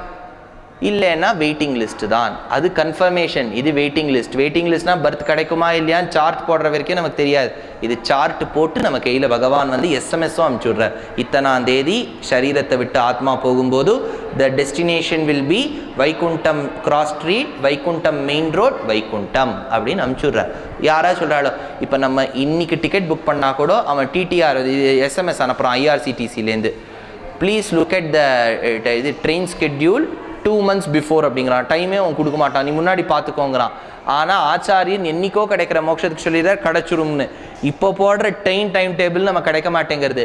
ஆனால் மோட்சம் டைம் டேபிள் கிடைச்சிடுறது. கிடைக்கணும் எப்போ? சரணாகதி பண்ணா. உபாயேஷு பிரபத்தி ஸ்யாத். அடுத்தது 4வது அந்திம ஸ்மிருதி வர்ஜனம். ஏன்னா பகவத்கீதையில கிருஷ்ணர் சொல்லியிருக்கார், நீ கடைசியில உன் சரீரத்தை விட்டு ஆத்மா பிரியும் போது என்ன நினைச்சாதான் மோட்சம். என்ன தவிர பாக்கி யாரை நினைக்கிறியோ அதுவாகவே நீ போயிடுவ. யோசிச்சு பாருங்களேன், நம்ம ஐசியூவில் இது என்னது மல்லரா ஃபோர்டிஸா நீ எதில் நீங்கள் இன்சூரன்ஸ் எடுத்துருக்கோ, ஃபோர்டிஸோ மலரோ, இல்லாட்டா பம்பாயா இருந்தால் கோகிலா பென் அம்பானி, லீலாவதி, ஷராவதி, இதெல்லாம் இருக்குது. ஒன்று அந்த ஹிந்துஜா, இங்கெல்லாம் போய் படுத்துக்கிறோம். இப்போ நம்மளை சுற்றி நர்ஸ் நின்றுட்டுருக்கா, நர்ஸ் இப்படி நின்றுருக்கா. நீங்கள் லாஸ்ட் மினிட்ல பெருமாளை நினைப்பேன், நான் நர்ஸை நினைப்பேடா. நர்ஸாக நினச்சிங்கன்னா கல்ஃப்க்கு போயிடுவேள். அவ்வளோதான். எதுக்கு சொல்கிறேன்னா, இந்த இடத்த அந்திம ஸ்மிருதி யாரை நினைக்கிறாளோ அதுவாகவே ஆயிடுவேள். எந்த பரதர் மான நினைச்சார்? ஜடபரதர் மான நினைச்சார் இல்லையா? ஜடபரதர் எதுவா ஆயிட்டார்? அவர் மானாவே ஆயிட்டார். ஜடபரதர் மான நினைச்சார், மான ஆயிட்டார். ஜடபரதரு மான நினைச்சார், மான ஆயிட்டார். நம்ம சாதாரண நாள்லேயே பகவானை நினைக்கிறது இல்லை, போகிற நாளில் நினைப்போமோ? யோசிச்சு பாருங்களேன். இப்போ நீங்கள் பகவானை கோவிலில் தான் இருக்கோம், சட்டுன்னு நம்ம மனசு எவ்வளவு இடத்துக்கு போயிட்டு வருது இல்லையா? கோவிலுக்குள்ள இருந்து யாத்ராக்குள்ள வந்து உபன்யாசம் கேட்டு இருக்கும் போதும் நம்ம மனசு அலபாயிருது, காவேயம் கட்டின குரங்கு போல். இப்போ ஐசியூவில் இருக்கும்போது பகவானை நினைக்க முடியுமோ? முடியாது. இவருக்கு ஒரே கவலை ராமானுஜருக்கு. இப்படிலாம் சொல்லிவிட்டா யார் மோட்சத்துக்கு போவான்னு பெருமாள் சொன்னார், பிரபத்தி பண்ணவா மட்டும் என்ன நினைக்கணும்னு அவசியம் இல்லை. அந்திம ஸ்மிருதி வர்ஜனம். எப்போ மோட்சம் கிடைக்கும்? மோட்சம் எப்போ கிடைக்கும்னு இருக்கு இல்லையா? ஒரு வாட்டி நம்மாழ்வார் திருவாய்மொழி சொல்லிகிட்டே வர்றார். நம்ம கடைசி நாள் எந்த கோவிலுக்கு போகிறோம்? ஆழ்வார் திருநகரி. அந்த எந்த மரம்? அங்கே புளிய மரம். புளிய மரத்தில் எது?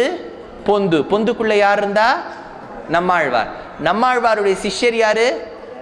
மதுரகவி ஆழ்வார். மதுரகவி ஆழ்வார் சாதிச்ச பிரபந்தம் என்ன? கண்ணினுன் சிறுத்தாம்பு. நம்மாழ்வார் சாதிச்ச எந்த பிரபந்தத்துக்கு வியாக்கியானம் பண்றேன்னு சத்தியம் பண்ண ராமானுஜர்?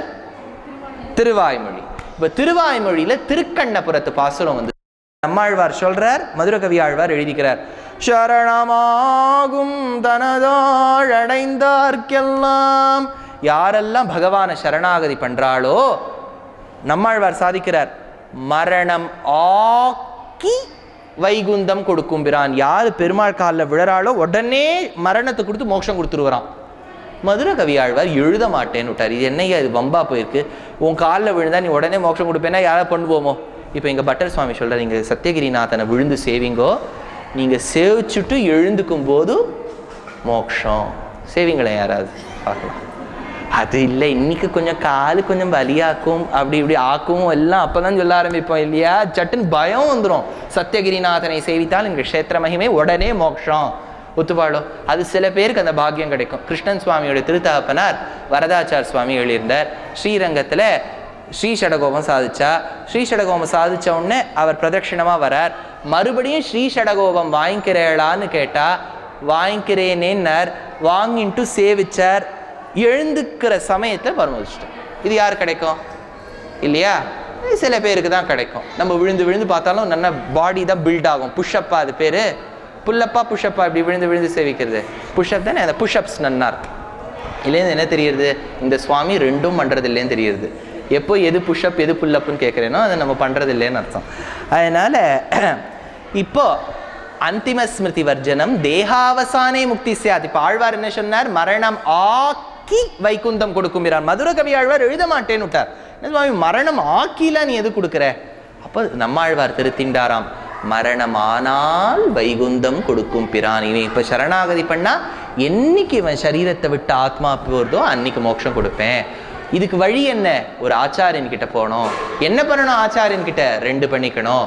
ஒன்று பஞ்சசம்ஸ்காரம், இன்னொன்று பரண்யாசம்ங்கிற பிரபத்தி. பூர்ணாச்சாரிய பெரிய நம்பிகளை சரணாகதி செய் அப்படின்னு சொல்லியிருக்கார். இதை வடுக நம்பிகள் ஒரு ஸ்லோகத்தில் எடுக்கிறார். ரொம்ப ஆச்சரியமான ஸ்லோகம், கேட்டுக்கோங்க. ஸ்ரீமான் பரம் தத்துவம் அகம் மதம் மே பேதः பிரபத்திர் நிரபாய ஹேதுஹு நாவஷ்யகீ ச ஸ்மிருதிரந்த்ய காலே மோக்ஷோ மகாபூர்ண இஹார்யவர்யः இத்யர்த்த ஷட்கம் வரதோபதிஷ்டம் ராமானுஜார்யாய ச சாத பூர்ணः ரஹஸ்யவாதீத் ச ரஹஸ்யவாதி தஸ்மாதி ராமானுஜமான்ய நாமா. அப்போ ராமானுஜர் கிட்ட வந்து திருக்கச்சி நம்பிகள் சொல்றார், இந்த 6 வார்த்தையை தான் தேவப்பெருமாள் சொன்னார்னு விழுந்து விழுந்து விழுந்து விழுந்து சேவிக்கிறார் எம்பெருமானார். கிடைத்தது எனக்கு பதில், இனிமேல் இந்த சம்பிரதாயத்தை அமைப்போம்னு சொல்லி தேவப்பெருமாள் அனுகிரகத்தால் அமைக்கணும்னு ஆரம்பிக்கிறார். அப்போ ஒரு வாட்டி பெரிய 6வது அந்திம பூர்ணாச்சாரிய சமாஸ்ரயம் பண்ணிக்கணும். பூர்ணாச்சாரிய சமாஸ்ரயா, அதாவது பெரிய நம்பிகள் கிட்ட போய் பஞ்சசம்ஸ்காரம் பண்ணிக்கணும். அதுதான் இந்த இடத்துல மகாபூர்ண இஹாரவர்யா. பஞ்சசம்ஸ்காரம்ங்கிறது எல்லாரும் பண்ணிக்கலாம், பேதமின்றி பண்ணிக்கலாம், எல்லாரும் பண்ணிக்கலாம். மிஸ்டர் ஐயங்கார் தான் பண்ணிக்கணுங்கிறது இல்லை. சமாஸ்ரயணம் எல்லாரும் பண்ணிக்கலாம். நீங்கள் நம்ப மாட்டேன், நான் பிட்ஸில் இருக்கும்போது முதல் வருஷம் என்னோட ஒரு ஃப்ரெண்ட் படித்தான். முதல் வருஷத்துலேருந்து என் பேட்ச்மேட், அப்பைய தீக்ஷிதர் வாழ் பரம்பரையில் வந்தவன். ரொம்ப அவனும் சிபிஎஸ்சியில் டாப்பராலாம் இருந்தான் கண்ட்ரிக்கு. 2 பேரும் ராத்திரி கிளாஸ்லாம் முடிச்சுட்டு வந்த உடனே அத்வைத டிபேட் நடக்கும். எந்தெந்த விஷயம் இதில் நாங்கள் மேத்ஸ் வச்சு ப்ரூவ் பண்ணுவோம். தர்மபூத ஞானம் டிஜே, தர்மபூத ஞானம் டிபிஜே, தர்மிக்ஞானம் டிஜே. இதை உட்காந்து டிஃப்ரென்ஷியேட் பண்ணி மேத்தமேட்டிக்ஸாலாம் ப்ரூவ் பண்ணுவோம். ராமானுஜர் சொன்னது இன்னும் ஆப்டா, சங்கரர் சொன்னது இன்னும் ஆப்டான்னு இப்படி ஆர்கியூ பண்ணிகிட்டே இருப்போம். அவனும் கன்வின்ஸ் ஆக மாட்டான், நானும் கன்வின்ஸ் பண்ண ட்ரை பண்ணுவேன், முடியவே முடியாது. அப்படி நடந்துட்டு இருக்கோம். 4 வருஷம் நடந்தது. 4வது வருஷத்து முடிவில் ஸ்ரீமத் ஆண்டவன் கிட்ட போய் பஞ்சசம்ஸ்காரம் பண்ணிட்டான். Because he wrote one thesis how he was convinced about this philosophy. அதனால் யார் வேணாலும் போய் பஞ்சசம்ஸ்காரம் பண்ணிக்கலாம் இஃப் கன்வின்ஸ்ட். அதனால் அந்த பஞ்சசம்ஸ்காரம் பண்ணிக்கணுங்கிறார். கடைசியில் பெரிய நம்பிகள் கிட்ட போங்கன்னு சொன்னோடனே பெரிய நம்பிகளுக்கு தெரியறது ராமானுஜர் நம்ம கிட்ட வரார்னு. அவர் ஸ்ரீரங்கத்திலேருந்து ஓடி வரார் காஞ்சிபுரத்துக்கு.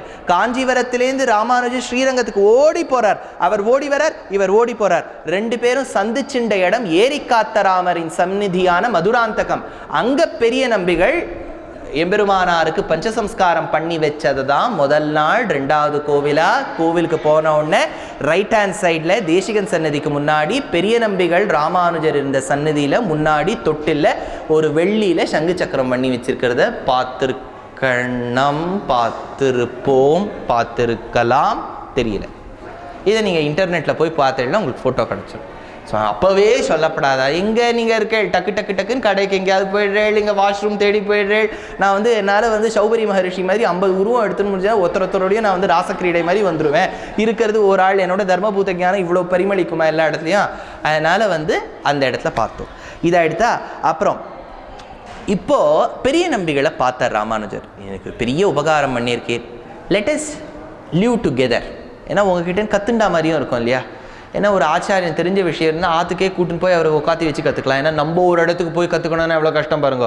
டீச்சரையே ஆற்றுக்கு போய் ஹோம் டியூஷன் உண்டு, டீச்சர் ஆற்றுக்கு கற்று தருவா, அதெல்லாம் உண்டோன்னோ. சரி பண்ணிக்கலாம்னு சொல்லும்போது ராமானுஜர் என்ன பண்ணார், காஞ்சிபுரத்தில் அந்த வீட்டில் கீழ் வீட்டில் நானும் என் பத்னியும் இருக்கோம். மேல் வீடு போர்ஷன் காலியாக தான் இருக்குது. அப்போவே பாருங்கள் ஃபஸ்ட் ஃப்ளோர்லாம் இருந்திருக்கு. அப்பார்ட்மெண்ட் சிஸ்டம் ராமானுஜர் காலத்திலே வந்துடுத்து. ஃபஸ்ட்டு ஃப்ளோரில் நீங்கள் தங்கிக்குங்கோ. அப்போல்லாம் கேட்பா, கிணறு இருக்கான்னு கேட்பா.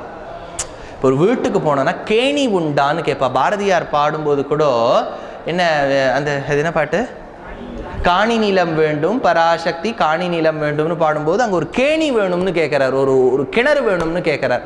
இந்த காலத்தில் கிணறு இருக்குன்னு சொல்லிட்டா ஐயோ அது மூடிடுங்களேன், we can utilize that space, கொஞ்சம் எக்ஸ்டெண்ட் பண்ணிக்கலாம் அப்படிங்கிறப்ப கிணறு இருந்துட்டு தானே ஒன்றும் ஜலம் இருக்க மாட்டேங்கிறது. நீங்கள் நிறைய இடத்துக்கு போனேன்னா, கேரளத்துக்கு போயிட்டேன்னா அவன் முண்டு எடுக்கலாம். நீங்கள் வந்து கிணறுல நீ பாலக்காடுலாம் போயிட்டேன்னு வச்சுக்கோ, இதுவே போட வேண்டாம், உள்ளே போய் அப்படியே மேலே தீர்த்தத்தை எடுத்துடலாம். சில இடங்கள் இப்போ கோயம்புத்தூருக்குலாம் போயிட்டோன்னு வச்சுக்கோங்க, வேலுக்குடி வரதாச்சார் சுவாமி கிருஷ்ணனுடைய அப்பா சாதிப்பார். என்னென்னா கோயம்புத்தூர் கிணறுல ஒருத்தன் விழுந்துட்டான்னு வச்சுக்கோங்க, மயங்கி போய், விழுந்துட்டியாப்பா, விழுந்துட்டே இருக்கேன் சுவாமி அப்படின்னு சொல்லுவாரான். அவ்வளோ ஆழமாக இருக்குமா, அது வரைக்கும் ஜலமே இருக்காதான். அதனால் அந்த கிணறுலாம் பார்த்தீங்கன்னா சில பேர் சொல்லுவாங்க, எங்கள் ஆற்றுல கிணறு இருக்கும்பா, பார்த்தா அது மாட்டுக்கு கீழே எங்கோ அதோ பாதாளத்தில் அத்தளை வைத்தளை சொத்தளை ரசாத்தளை தலாத்தளை மகாத்தளை பாத்தாளன்னு 7வது லோகத்தில் தீர்த்தம் இருக்கும். அது ஒரு பக்கம். பாலக்காடில் பார்த்தீங்கன்னா மொண்டு எடுக்கலாம். அவள் வந்து இங்கே நீங்கள் வந்து நீங்களே போய் ஜலத்தை எடுத்துக்கோங்க மாமி, எனக்கு இழுக்க தெரியாது. இழுக்கெல்லாம் வேண்டாம், அது எனக்கு இப்போ பாலக்காடு போய் தமிழ் நன்னா வந்துடுச்சு. ஏன்னு கேளுங்க, அங்கே பாலக்காடில் ராமாயணம் பாகவதம் அடிக்கடி பிரவச்சனத்துக்கு போகிறேன். முதல்லலாம் போகும்போது நமக்கு புரியாது. நமக்கு முதல்ல நம்ம தமிழே தகராறு, 2வது மெட்ராஸ் தமிழ் கற்றுக்க வேண்டியதாகிடுது, 3வது பெங்களூர் தமிழ், அது கன்னடா கலந்து பேசுவா. கொஞ்சம் பூஷுட்கிறதுக்கு எடுத்துக்கிறீங்களா நீங்கள், கொஞ்சம் சூர் காப்பி குடிங்கோ, அது அந்த தமிழ். அதான் எடுத்தா சரி. இப்போ பாலக்காடு தமிழ், இது 4வது டைரக்ட். சரி பாலக்காடு போனால் எருவாயிட்டு இருக்கா உங்களுக்கு. இது எருவெல்லாம் இல்லை மாமி, என்ன எருவுனா காரமாக இருக்கா, கரெக்டா? எருவுனா காரமா? இப்போ பாருங்கள், இப்போ டிக்ஷனரியே நம்ம போட்டுற வேண்டியதான். காரம் இஸ் ஈக்குவல் டு எருவு இஸ் ஈக்குவல் டு ஒரு ஊரில் பிராந்தியத்துக்கு பாலக்காடு டிஸ்ட்ரிக்டில் எருவு இப்படி போட்டுக்க வேண்டியது தான். இப்படி கேட்குறார். அதனால் வந்து கிணறு இருக்கா, இப்போ கேள்வி கேட்குறோமோ, கிணறு இருக்கா? நம்ம பெரிய நம்பி கேட்டார், கிணறு இருக்கா? எங்கள் ஆச்சாரியெல்லாம் கூட எங்கே போனாலும் கிணறு கேட்பார். ஏன்னா அவள்ல எங்கள் ஆச்சாரியன் இப்போ கூட கணத்து தீர்த்தத்தில் தான் குளிப்பார். நடவாப்பின்னு பேர், அது குளிக்கிறதுக்குனே ஏற்பட்ட கிணறு. அதுலேயும் ஜலம் எடுத்துக்க மாட்டா குளிக்கிறதுக்கு. நடவாப்பின்னு பேர், அதில் படி இருக்கும், உள்ளே இறங்கி குளிப்பா. பம்பாயில் தானால ஒரு ரங்கநாதர் கோவில் இருக்குது, பார்த்துருக்கீங்களா? அங்கே அந்த அமைச்சவர் 10 எங்கள் ஆச்சாரியர்கள் காலக்ஷேபாதிகாரிகள்லாம் கோவிலுக்கு வரணும்னு ஒரு பெரிய நடவாப்பி பம்பாயில் கட்டினார். பம்பாயில் கிணறே எடுக்கப்படாது, government rule. Because you have to depend on the waters of the lakes. அந்த அப்பர் வைத்தர்னா லோவர் வைத்தர்னா கொய்னா மைனாலாம் நிறைய இருக்குது, இந்த தண்ணீர்லாம் தான் எடுக்கணும்னு கவர்மெண்ட் சொல்கிறா. கிணறு எடுக்கிறதுக்கு யூ ஷுட் டேக் பர்மிஷன் எடுத்து நடவாப்பி கட்டினா குளிக்கிறதுக்கே அதில் ஜலம் தான் எடுப்பா. அதுவும் எங்கள் ஆச்சாரியநாத்லலாம் வெங்கலத்தில் கிரைண்டர், ஸ்டீல் எல்லாம் பண்ண மாட்டா. அவாத்துலலாம் போய் நான் சாப்பிடும்பா, அவாத்தில் சாப்பிட்றதுக்கே எனக்கு நின்று நடுங்கும். சாப்பிட்றது எப்படி சாப்பிட்றது அதுவே தெரியாது. நமக்கு அவ்வளோ ஆச்சாரம்லாம் கிடையாதே, அவள் இருக்கிற ரேஞ்சு. இதெல்லாம் பண்ணிவிட்டு அவள் சொல்லுவா, எங்கள் ஆற்றுல எங்களை வாழலாம், எங்களுக்கு ஆச்சாரம் கம்மியாக இருக்குதுன்னு சொல்கிறான்னு எங்கள் ஆச்சாரியன் சொல்லுவார். அப்படின்னா நீங்கள் ஆச்சாரம்லாம் எப்படி இருந்திருக்குன்னு பார்த்துக்கணும். அப்படின்னா அதுலேருந்து என்ன தெரியுது, நமக்கு ஆச்சாரத்தில் ஆக்கு அர்த்தம் கூட தெரியலேன்னு அர்த்தம் இல்லையா? வட இந்தியாவில் இருக்கிறவாளுக்கு ஒன்று தெரியும், என்னது ஊர்காக்கு என்ன சொல்லுவா, அதுதான். அதோடு நிறுத்து, அதுக்கு மேலே ரம்கெல்லாம் நம்ம போகவே வேண்டாம் இல்லையா? இந்த இடத்துல தங்கினர். அப்போ தான் 4000 திவ்ய பிரபந்தத்தில் திருவாய்மொழியை விட்டுட்டு என்ன இருக்கோ, என்ன இருக்கு? பெரியாழ்வார் திருமொழி இருக்குது. பெரியாழ்வார் திருமொழியை தவிர்த்து திருப்பாவை, நாச்சியார் திருமொழி, திருமங்கையாழ்வார் அமைத்த 6 பிரபந்தம், பெரிய திருமொழி, சிறிய திருமடல், பெரிய திருமடல், திருநெடுந்தாண்டகம், திருக்குறுந்தாண்டகம், திருவெழுக்குற்றிருக்கை, 6 பிரபந்தம். 6 அங்கங்களுக்கு சமானமாக 6 பிரபந்தங்கள் சாதிக்கிறார். அதை தான் ஆச்சாரிய ஹிருதயத்தில் அழகியமணவாள பெருமாள் நாயனார் எடுக்கிறார் ஒரு சூர்ணிகையில். 6 வேதாங்கங்களுக்கு ஒக்கும் 6 பிரபந்தங்களாம், நான் மறைக்கு ஒக்கும் பிரபந்தமாம் அது அப்படின்னு அவர் ரொம்ப அப்படியே கோடு வேர்டாக தான் எடுப்பார். எதுனா திருவிருத்தம், திருவாசிரியம், பெரிய திருவந்தாதி, திருவாய்மொழி, நம்மாழ்வாருடைய 4 பிரபந்தம் 4 வேதத்துக்கு சமம். 6 பிரபந்தம் திருமங்கை ஆழ்வார்து 6 அங்கங்களுக்கு சமம். இதெல்லாம் கத்துண்டார். திருவாய்மொழியை விட்டுட்டு பாக்கி எல்லாத்தின் அர்த்தத்தையும் பெரிய நம்பிகள் கிட்ட கத்துண்டார் ராமானுஜர். அடுத்தது வேதாந்த சூத்திரம், பிரம்மசூத்திரத்துக்கு அர்த்தமும் கத்துண்டார். இப்போ ராமானுஜர் கத்துண்டாரா? இப்போ ஒரு வாட்டி ஒரு ஸ்ரீ வைஷ்ணவர் கீழே வரார், அம்மா எனக்கு ஏதாவது சாப்பாடு இருந்தால் போடுங்கோன்னு. அப்போ எம்பெருமானார் வந்து கொண்டு வரேன்னு சொல்கிறதுக்குள்ளே பத்னி வந்து சொல்லிடுறா, அதெல்லாம் இல்லை, ஒன்றும் இல்லை சுவாமி, நீங்கள் வேற விட்டு. எங்கள் ஆற்றுல நடக்கிறது அப்படியே சொல்கிறீங்களே சுவாமி, அவளும் அப்படி தான் சொல்லியிருக்காளா? இது போயிருக்கார். போன உடனே எம்பெருமானார் சட்டுன்னு உள்ள மடப்பள்ளிக்குள்ளே போய் பார்த்தா இருந்தது. என்னம்மா இருக்கும்போது சொல்லலாமா, அவர் சும்மா வரார், அவருக்கெல்லாம் எதுக்கு கொடுக்கணும் அப்படின்ட்டார். ரெண்டாவது மிஸ் அண்டர்ஸ்டாண்டிங். முதல்ல திருக்கச்சி நம்பிகளுக்கு தான் அவமானம் செய்து விட்டால், இது ரெண்டாவது ஆச்சா. அடுத்தது ஒரு வாட்டி ராமானுஜரும் பெரிய நம்பியும் எங்கேயோ அப்படி காலக்ஷேபம் முடிச்சுட்டு எங்கேயோ வெளில போயிட்டு வரா. அதுக்குள்ளே பெரிய நம்பி எல்லாம் 2 பேரும் வரா. பெரிய நம்பிகள் மேல் வீட்டுக்கு போகிறார், அவருடைய போர்ஷனுக்கு போகிறார். ராமானுஜர் போகிறார். பெரிய நம்பிகளுக்கும் அவருடைய ஒய்ஃப்க்கும் ஏதோ ஒரு கான்வர்சேஷன், ஏதோ பேசிக்கிறா. பேசி முடிச்சோன்னா அடுத்த நாள் ராமானுஜர் எங்கேயோ பர்சனல் ஒர்க்காக போகும்போது இவா மூட்டை கட்டி கிளம்பிடுறான். ராமானுஜர் பார்க்குறாரு, ஆச்சாரியன் இல்லை, ஆச்சாரிய பத்னி இல்லை. என்ன ஆச்சுன்னு கீழே பத்னி கிட்ட கேட்குறார். இல்லை, நேற்று அவளும் நானும் தான் ஒன்றா தீர்த்தம் எடுத்துருந்தோம் கிணறுல. அந்த குழா கிட்ட நான் போனோம்னு நினச்சா அந்த மாமி கொண்டு பக்கெட்டை வைக்கிறா. அப்புறம் கண்ணாப்பினான்னு கத்திவிட்டேன், வாயில் வந்த வார்த்தை கண்ணாப்பினான்னு சொல்லிவிட்டேன். அதை போய் சொல்லியிருப்பா, அது கோச்சின்னு போயிட்டுருப்பா. என்ன சுவாமி, நம்ம குழா அடி சண்டை மாதிரியில் இருக்குது பாருங்க, அந்த காலத்தே இருந்திருக்கு. அதெல்லாம் இனிமே ஹிஸ்ட்ரி ரிப்பீட்ஸ் இட் செல்ஃப். அவ்வளோதான். இந்த குழா அடி சண்டை இருந்ததுனால பெரிய நம்பிகள் பார்த்தார், இனிமே இங்கே இருந்தால் இன்னும் சண்டை வந்துடும், சண்டை இருக்கிற இடத்துல இருக்க வேண்டாம்னு கிளம்பிட்டார். 3வது மிஸ் அண்டர்ஸ்டாண்டிங்காக ராமானுஜர் பார்த்தார். 3 வார்னிங்ஸ் கொடுத்தாச்சு இல்லையா, இனிமேல் இது தாங்காது. நீ வேணா உங்கள் அம்மாத்துக்கு நாளைக்கு போயிட்டு வரியா? அவன் பார்த்தா டிக்கெட்டெல்லாம் எடுத்து கொடுத்துருக்கார், 2 டயர் ஏசியிலலாம் எடுத்து கொடுத்துருக்கார். யார் போக மாட்டேன்னு சொல்லுவா, போயிட்டார். அவள் அப்படி போனார். இவர் காஷாயம் தரிச்சுண்டார், திருதண்டத்தை தரிச்சுண்டார், சன்னியாசி ஆகிட்டார். சுவாமி இப்படிலாம் ஆளாமா, இது சண்டைக்கெல்லாம் உட்காந்து சன்னியாசம் எடுத்திருந்தா என்ன பண்ணுறது? எவ்வளோ பேர் சன்னியாசி ஆகணும்னு நீங்கள் சொல்லலாம். சன்னியாசியோ சன்னியாசினியோ நீங்கள் இப்படி நினைப்பீங்க. நீங்கள் என்ன சன்னியாசம் மட்டும் சொல்கிறீங்க, சன்னியாசினின்னு கூட சொல்லலாம் இல்லையா? சன்னியாசினிக்கு என்ன வார்த்தை தெரியுமோ சம்ஸ்கிருதத்தில்? சன்னியாசினின்னு ஒரு வார்த்தையே கிடையாது. ஏன்னா மனு தர்ம சாஸ்திரப்படி பெண்களுக்கு சன்னியாசம் கிடையாது. ஏன்னா their life it self is like அ சன்னியாசம். எப்போ பார்த்தாலும் சமைச்சுட்டு இங்கே நீ இங்கே வந்தால் கூட ஃபோன்லாம் குழந்தை பண்ணி கேட்கும், என்னம்மா இத்தெங்கம்மா வச்சுருக்கேன், அத்தெங்கம்மா வச்சுருக்கேன், ஏன்டா யாத்திரைக்கு வரும்போது கூட விட மாட்டியா அப்படின்னு சொல்லுவா பாருங்க நிறைய பேர். அதனால் வாழ்க்கை முழுக்க விடணும்னு நினச்சாலும் அது விட முடியறதில்லை. அதனால் சன்னியாசினின்னு ஒரு கான்செப்ட் இல்லை. ஆனால் close to being a sannyasini is one concept. அதுக்கு சம்ஸ்கிருதத்தில் ஸ்ரமணின்னு பேர். இதை ராமாயணத்தில் வால்மீகி ராமாயணத்தில் வால்மீகி எடுக்கிறார். ஷபரியை பற்றி சொல்லும்போது ஸ்ரமணிங்கிறார். அவளை சன்னியாசினி மாதிரி இருக்காளாம் அவள். அதனால் லைக் சன்னியாசினி. எப்போவுமே லைக்குன்னு ஒரு கான்செப்ட் இருந்து. ஆப்பிளுங்கிறது நம்ம பாட்டனியில் is not a fruit, it is like a fruit. இதெல்லாம் பாட்னியில் படிப்போம், லைக் அ ஃப்ரூட் அப்படின்னு. அதுக்கு ஒரு பேர் கூட இருக்குது, சியூடோகார்ப்பில் ஃபால்ஸ், am I right? சியூடோகார்ப்னு பேர் ஆப்பிளுக்கு. அந்த மாதிரி கெமிக்கல் ரியாக்ஷன்லேயே அசிட்டிக் ஆசிடுக்கு சியூடோ ரியாக்ஷன்னு பேர். It will seem as if it is happening but will not happen. Like சன்னியாசினி ஸ்ரமணி ஆயிட்டாளா? இன்னும் 10 நிமிஷத்தில் முடிச்சுடுறேன், அப்புறம் ஷார்ட் விட்டு நம்ம கிளம்புறதுக்கு சரியாக இருக்கும். ஏன்னா போர்ஷன் நிறைய இருக்குது, நான் என்ன பண்ணுறது சொல்லுங்கள். ராமானுஜர் இவ்வளோ 120 வருஷம் வாழ்ந்து விட்டாரா? அவர் ஏதோ 40, 50ன்னு இருந்ததுதான் நான் டக்குன்னு முடிச்சுட்ருப்பேன். 120 வருஷம் வாழ்ந்துருக்கார். இன்னும் இப்போ தான் நம்ம 30வது வயசை கடந்துட்டு இருக்கோம். இப்போ சன்னியாசாசிரமம் வாங்கிட்டார் உடையவர் வாங்கிக்கும் போது தான் இந்த இடத்துல பார்க்கணும். அத்வைதி சன்னியாசிகள் விசிஷ்டாத்வைதி சன்னியாசிகளுக்கு சில வித்தியாசம் என்னென்னா, அத்வைத சம்பிரதாயத்தில் தசநாமின்னு பேர், 10 நாமங்கள் தரிச்சுக்கலாம். அவள் பின்னாடி இந்த பேர் வரும். அது என்னென்னு படிச்சுடுறேன். பாரதி, சரஸ்வதி, சாகர, தீர்த்த, பூரி, ஆசிரம, கிரி, பர்வத, அரண்ய, வன. பகவத்பாதாள் என்ன பண்ணார்? வட மடங்களுக்கு 2 பேர், தென்னின் மடங்களுக்கு 2 பேர். அதனால தான் பாரதின்னு இன்றைக்கும் நீங்கள் ஸ்ருங்கேரி பெரியவாள்லாம் பார்த்தீங்கன்னா வித்யாரண்ய பாரதின்னு பேர் வச்சுப்பா.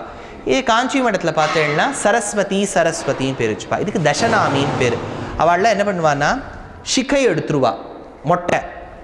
ஏன்னா அடிச்சுன்ட்டு ஏகதண்டம் பிடிச்சிப்பா. ஏகதண்டம்ங்கிறது ஒரே குச்சி. ஏன்னா பிரம்மம் ஒன்று தான் தத்துவம், பாக்கி எல்லாம் மாயை. ஏகதண்டி சன்னியாசின்னு பேர். தரிச்சுன்னுட்டு பூனலை அறுத்துருவா. பூனல் கிடையாது, கர்மாக்கள் கிடையாது. அதனால் காஷாயம் தரிச்சுப்பா. இது ஏகதண்டி சன்னியாசி. வைஷ்ணவ சம்பிரதாயத்தை திரிதண்டி சன்னியாசின்னு பேர். ஏன்னா தத்துவங்கள் 3, அச்சித்து, சித்து, ஈஸ்வரன், 3மே தத்துவம். மாயான்னு ஒரு கான்செப்டை வைஷ்ணவத்தில் ஒத்துக்க மாட்டா. பொய்யுங்கிற கான்செப்ட் கிடையாது. பகவத் சிருஷ்டியில் எல்லாம் மெய் வேண்டாம்னு வேணா தெரிஞ்சுக்கோவே, மெய்ய பொய்யுன்னு எதுக்கு தெரிஞ்சுக்கணும்னு வாதம். அதனால் 3 குச்சிகளை ஒன்றா கட்டிப்பா திரிதண்டி சன்னியாசி. ஷிக இருக்கும், பூணல் இருக்கும், கர்மா விடாது. அதனால அவளுக்கும் அந்த கர்மாக்கள்லாம் உண்டு. எந்த கர்மாக்கள்? கிரகஸ்த கர்மாக்கள் இருக்காது. பத்தினியை விட்டா அதனால கல்யாணம் ஆனவா நிறைய பேர் சம்பிரதாயத்தில் சன்னிப்பா. இப்போ பார்த்தேன்னா மடத்தில், அகோபல மடத்தில், ஆண்டவன் ஆசிரமத்தில் எல்லாரும் நிறைய பேர் பார்த்தேன்னா கல்யாணம் ஆனவா தான். அவளுக்கெல்லாம் பார்த்தா பேரன் இருப்பான், பேத்தி இருப்பான். ஆனால் அதை நம்ம சொல்லும்போது பூர்வாசிரமத்து பேரன் தான் சொல்லுவோம். அது சொல்லி பூர்வாசிரமம் எதுக்கு சொல்லணும்? தெரியறதே பூர்வாசிரமம். ஏன்னா இப்போ இருக்கிற காலகட்டத்தில் பார்த்தேன்னா இந்த நியூஸ் சேனல்லாம் பார்த்தா ப்ரெசண்ட் ஆசிரமத்தில் கூட பேராக இருக்கலாமோனோ, அதனால் கஷ்டமாக இருந்து நம்ம பூர்வாசிரமம்னு சொல்கிறது தான் தகும். அதனால் அது சொல்லுவா. அப்புறம் சன்னியாசி ஆகணும்னா கல்யாணம் ஆனவா தான் ஆகணுங்கிறது இல்லை, கல்யாணம் ஆகாதவா தான் ஆகணுங்கிறது இல்லை. இதுக்கு நம்ம சம்பிரதாயத்தில் நிறைய எக்ஸாம்பிள் இருக்குது. எம்பெருமானார் பிரம்மச்சாரியாயி கிரகஸ்தனாயி சன்னியாசியானார். மணவாள மாமுனிகள் பிரம்மச்சாரியிலேருந்து சன்னியாசம் ஆசிரமம் வாங்கிட்டார். சன்னியாசம் வாங்கிக்காத வாழணும் இருக்கா? இப்போ சுவாமி வேதாந்த தேசிகன் சன்னியாசம் வாங்கிக்கல, கிரகஸ்தனாக தான் இருந்தார். பராசர பட்டர் கிரகஸ்தனாக தான் இருந்தார். அதனால் கல்யாணம் ஆகி சன்னியாசி ஆகலாம், கல்யாணம் ஆகாமலும் சன்னியாசி ஆகலாம், கல்யாணம் ஆன பின்பும் அப்படியே இருக்கலாம். ராமானுஜரே ஸ்ரீபாஷ்யத்தில் ஒரு கட்டத்தில் கலியுகத்தில் சன்னியாசியாக இருக்கிறது தான் கஷ்டம்னு விட்டார். ஒரு இடத்துல சொல்கிறார், கஷ்டம் சன்னியாசியாக இருக்கிறது. ஏன்னா சன்னியாசி ஒரு நாளைக்கு 3 வேளை குளிக்கணும், கணத்து ஜலத்தை தான் குளிக்கணும். கொஞ்சம் அந்த அது என்ன வாட்டர் ஹீட்டர், அந்த கிரேசி மோகன் அட்வர்டைஸ் பண்ணுறாரு. கிரேசி மோகனா யார் அது? அது அந்த வாட்டர் ஹீட்டெல்லாம் கொஞ்சம் போட்டு அதெல்லாம் போட்டு குளிச்சா சன்னியாசாசிரமம் நிற்காது. நம்ம யோசிச்சு பாருங்க, கார்த்தால இப்போ ஹீட்டர் இஸ் நாட் ஒர்க்கிங்னு பத்ரிநாத்தில் போய் சொன்னால் நம்ம எப்படி தவிப்போம்? பத்ரிகாசிரமம் போனாலும் அழகி சிங்கர் கணத்து ஜலத்தை தான் குளிக்கணும், இல்லாட்டா அலகநந்தா ஜலத்தை குளிக்கணும். ஜில்லுன்னு இருக்கணும் தண்ணி, 3 வேளை குளிக்கணும். யாரும் அவளை தொடக்கூடாது, தொட்டுட்டா அவன் இன்னொரு வாட்டி குளிக்கணும். பாருங்க, இதெல்லாம் கிரகஸ்தனுக்கு இல்லை. நம்ம எவ்வளோ வாட்டி இப்போ திருப்பதி கியூவில் நிற்கும் போது ஜரகண்டி எவ்வளோ கட்டுறா, இடிக்கிறா, மெரிக்கிறா, கசக்கிறா. ஒரு வாட்டி உட்காந்து குளிச்சுருந்தோன்னு வச்சுக்கோங்க, கஷ்டமானோ. அதனால கிரகஸ்த வாழ்க்கையே தேவையில்லைன்னு விட்டாலாம். இப்போது இதை தேசிகன் எடுக்கிறார். திருதண்டி சன்னியாசிக்கு 3 குச்சி, அது ஸ்ரீ வைஷ்ணவ சன்னியாசி லட்சணம். அதுக்கு முன்னோடியாக இருந்தவர் யாருன்னா தத்தாத்ரேயர். இந்த தத்தாத்ரேயரை மகாராஷ்டிராவில் வழிபடுவா. அதுக்கு ஒரு ஊர் இருக்குது, நாராயண்புரா இல்லை, பூனே கிட்ட இருக்கே. நான் அந்த தத்தாத்ரேயர் ஒரு இடம், அது ஒரு இடம் இருக்குது சுவாமி, அந்த தத்தாத்ரேயருக்கு. அந்த தத்தாத்ரேயர் ஃபோட்டோவில் எப்படி இருப்பார் சொல்லுங்க? கால் கிட்ட என்ன இருக்கும்? நாய் இருக்கும், கையில் சூலம்லாம் இருக்கும் இல்லையா? இதெல்லாம் நம்ம கொடுத்த டெபிக்ஷன், இதெல்லாம் சாஸ்திரத்தில் இல்லவே இல்லை. தத்தாத்ரேயர் சன்னியாசி, திருதண்டம் பிடிச்சிட்ட முதல் சன்னியாசின்னா வார்த்தை இருக்கு. காஷாயேண கிரஹீத பீத வசனா தண்டை ஸ்திரிபிர்மண்டிதா சாமூர்த்திர் முரமர்தனஸ்ய ஜெயதி த்ரயந்த சம்ரக்ஷிணி யத் பிரக்யாபித தீர்த்த வர்தித தியாம் அபியஸ்யதாம் யத்குணான் ஆசிந்தோரனிதம் பிரதேசநியதா கீர்த்தி பிரஜாகர்த்தினஹான்னு தேசிகன் எடுக்கிறார். அதனால இதுதான் லக்ஷணம்னு எடுக்கிறார். ஒரு வாட்டி இப்போ மறுபடியும் கூரத்தாழ்வான் சரித்திரத்துக்கு வந்துடுவோம். ஒரு வாட்டி கூரத்தாழ்வான் தெருவில் நடந்து போகிறார், வைஷ்ணவனாக வாழ்ந்துட்டு இருக்கார். எதிர்க்க வந்தவர் ஒருத்தர் கேட்டார், இங்கே புதுசாக கோவில் கட்டியிருக்கா, வந்து சேவிப்பேளான்னு. இல்லை பெருமாள் கோவிலுக்கு மட்டும் சேவிக்கிறேன்னார். இப்போது எதிர்க்க உனக்கு வேற ஏதாவது தேவதை வந்து கொடுத்தானே நீ எப்படி ரியாக்ட் பண்ணுவே? இப்போ எதிர்க்க வேற ஏதாவது பெருமாள் வந்துடுறார், வேற ஏதாவது சுவாமி வந்துடுறார், எப்படி நம்ம நடந்துப்போம்? நீ தான் போக மாட்டேங்கிற. எதிர்க்க அவர் வந்துட்டார்னா? அப்போது கூரத்தாழ்வான் சொன்னாராம், கேள்வியை இப்படி கேட்கக்கூடாது காணும். அது சொல்கிற பாருங்க, சாஸ்திர விருத்தமாக கேளாதே கொள்ளாய். நீ கேட்குற கேள்வியே தப்பு. எதிர்க்க வர தேவதையை பார்த்தா நான் எப்படி நடந்துப்பேன் நீ கேட்குற? அப்படி கேட்கக்கூடாது. எதிர்க்க ஒரு தேவதை வந்தால் அவர் என்னை பார்த்துட்டு எப்படி நடந்துப்பாருன்னு கேளுன்னாராம். அதுக்கு கூரத்தாழ்வானே பதில் சொன்னாராம். புராணத்தில் ஒரு ஸ்லோகம், தஸ்ய வைஷ்ணவானாம் திருஷ்டுவா, வைஷ்ணவனை பார்த்தா பிரணமந்தி தேவதாக, மற்ற தேவதைகள்லாம் கை கூப்புமா, ஒரு பெரிய வைஷ்ணவனை பார்த்துருக்கேன்னு. அதனால் நான் எப்படி நடந்துப்பேன்னு கேட்காத, ஒரு வைஷ்ணவனை பார்த்தா மற்ற தேவதைகள் கை கூப்பும். அதனால தான் அஜாமிளோபாக்கியானம்னு பாகவதத்தில் வரும். அஜாமிளன் நாஸ்திகன் கடைசி சமயத்தில் நாராயணா அப்படின்னு பிள்ளைய கூப்பிட்டான். மோட்சத்துக்கு போகிறான், அதாவது சரீரத்தை விட்டு ஆத்மா பிரியறது. யமபட்டாள் வந்து பாசக்கயிறு போடுறா. அப்போ விஷ்ணு தூத்தாள் வந்து தடுத்துட்டு சொல்கிறா, படாது விட்டுருங்கோ, நாங்கள் இவனை வைகுண்டத்துக்கு கூட்டுன்னு போகிறோம். அஜாமிளன் தவிக்கிறான், நான் புண்ணியமே பண்ணதில்லையே, நான் அதுக்கு வைகுண்டத்துக்கு போகிறேன்னு. அப்போதான் அந்த யமபட்டாள் சொல்கிறா, உன்னை விட்டுடுறோம், யமபட்டர்களான நான் சேவிச்சேடா உள்ள ரங்கநாதனை சேவிக்கும் போது யமன் சித்திரகுப்தன். அந்த யமன் நாங்கள் விட்டு கிளம்பும்போது சொன்னார், வாங்கோடா வாங்கோடா வா வா வா பாரு, யார் மேலே வேணாலும் பாசக்கயிறு கொடு, ஆனால் விஷ்ணு பக்தனாக இருந்துட்டா அவன் மேலே போட்டு என் ஷீட்டை கிழிச்சுப்படாதேன்னாராம். வததி யம கிலதஸ்ய கர்ணமூலே, யமன் காது ஓரமாக சொன்னானா, வததி யம கிலதஸ்ய மூலே. நான் யமன் யாருக்கு தெரியுமோ, அவைஷ்ணவானாம், வைஷ்ணவாளை தவிர்த்து யார் இருக்காளோ அவளுக்கு மட்டும்தான் யமன், வைஷ்ணவாளுக்கு பெருமாள் பார்த்துப்பார்னு விட்டாராம். அதனால தான் பகவத் பாதாள் சொல்லும்போது கிரியத்தே தஸ்யயமேன சர்ச்சா, யமனோட சர்ச்சையே பண்ண வேண்டான்னு விட்டார். எப்போ?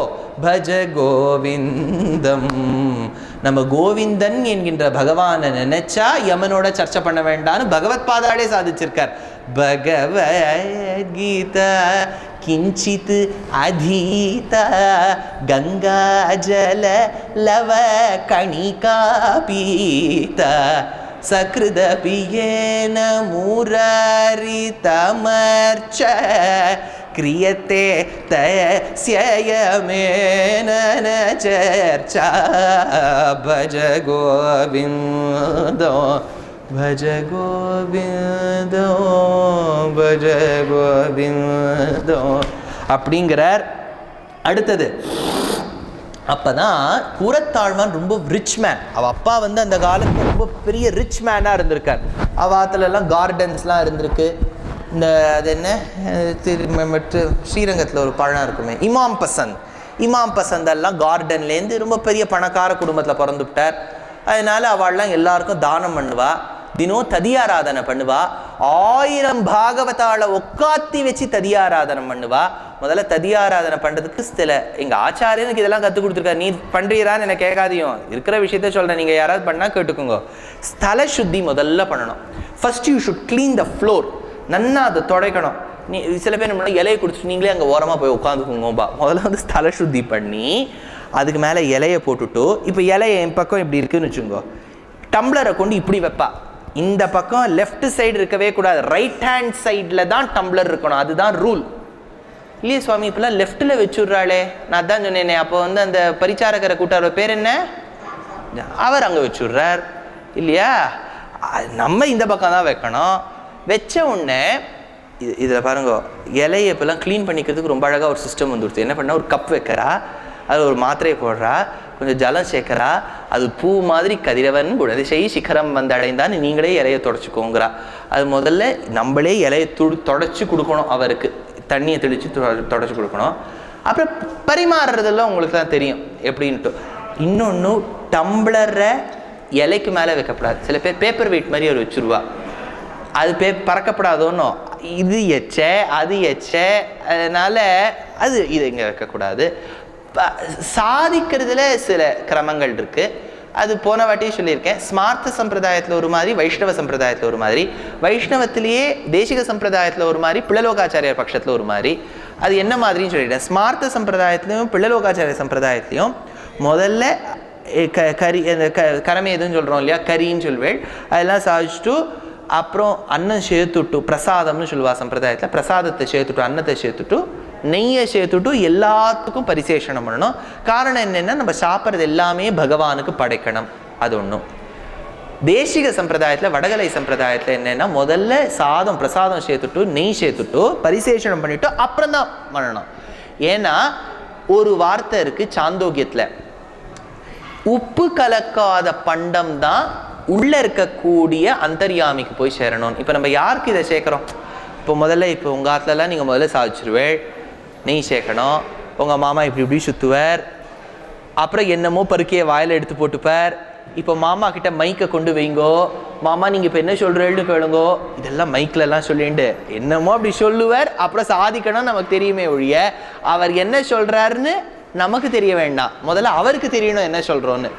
அதில் என்னென்னா, அது உள்ளே சேர்க்கும்போது ஜாட்டராக்னி, இங்கே ஜாட்டராக்னின்னு கீழே ஒரு அக்னி இருக்கும், அதுக்கு மேல் வர அக்னிக்கு வைஸ்வானராக்னின்னு பேர். அதை தான் கிருஷ்ணர் எடுக்கிறார். அகம் வைஸ்வானரோ பூத்வா பிராணினாம் தேகமாஸ்ருதः பிராண அபான சமாயுக்தா பச்சாமியன்னம் சதுர்விதம் அப்படின்னு எடுக்கிறார். இப்போ அங்க இருக்கக்கூடிய அந்தர்யாமிக்கு சாதம் போடும்போது உப்பு கலக்கப்படாதுன்னு சாந்தோக்கியத்துல ஒரு வார்த்தை இருக்கு. அதனால வெறும்ன அன்னம், இப்ப நம்ம அன்னத்தை படைக்கும் போது என்ன உப்பை போட்டா வைக்கணும், இப்ப கீரைக்கு வேணா அப்படி பண்ணுவோம் வேக வைக்கிறதுக்கு, இதுக்கு அப்படி பண்ண மாட்டோமே, அதுல உப்பு போடாம கலக்கிறதுனால எடுக்கணும். அப்போ போடும்போது அபானாய உதானாய சமானாயன்னு சொல்லிட்டு 5 பேரை சொல்லி சேர்ப்போம். சேர்க்கும்போது பல்லில் படாமல் பருக்கையை போட்டுக்கணும். உங்காத்து மாமா வாயே இனிமேல் பாருங்க நீங்கள் அவர் எப்படி போட்டுக்கிறாருன்னு விட்டு கரெக்ட் பண்ணுங்க, அப்புறம் சொல்லுங்க உபன்யாசத்தை கேட்டிருக்கேன் காட் ப்ரூஃப் அப்படின்னு, அப்புறம் மாமா அப்படி சாப்பிட்றதையும் நிறுத்தி விடுவார். அவ்வளோதான், அது பண்ணுற 2 நின்றுவிடும். அதனால் வாயில் போட்டுக்கும் போது பல்லில் படக்கூடாது. ஏன்னா பல்லில் பட்டுட்டு அதை கடிச்சுட்டோன்னா பெருமாளுக்கு படைக்கிறதுக்கு முன்னாடி நம்ம கடிச்சா மாதிரி ஆகிடும். சரி ஓதுனேன்னு நினைக்காதீங்க, இதெல்லாம் பட்டி என்ன சுவாமி எல்லாம் வயிற்றுக்குள்ளே ஒன்றா தான் போகுது ஷார்ட்டான்னு. இதை ஃபாலோ பண்ணுறவாளுக்கு சொன்னேன்.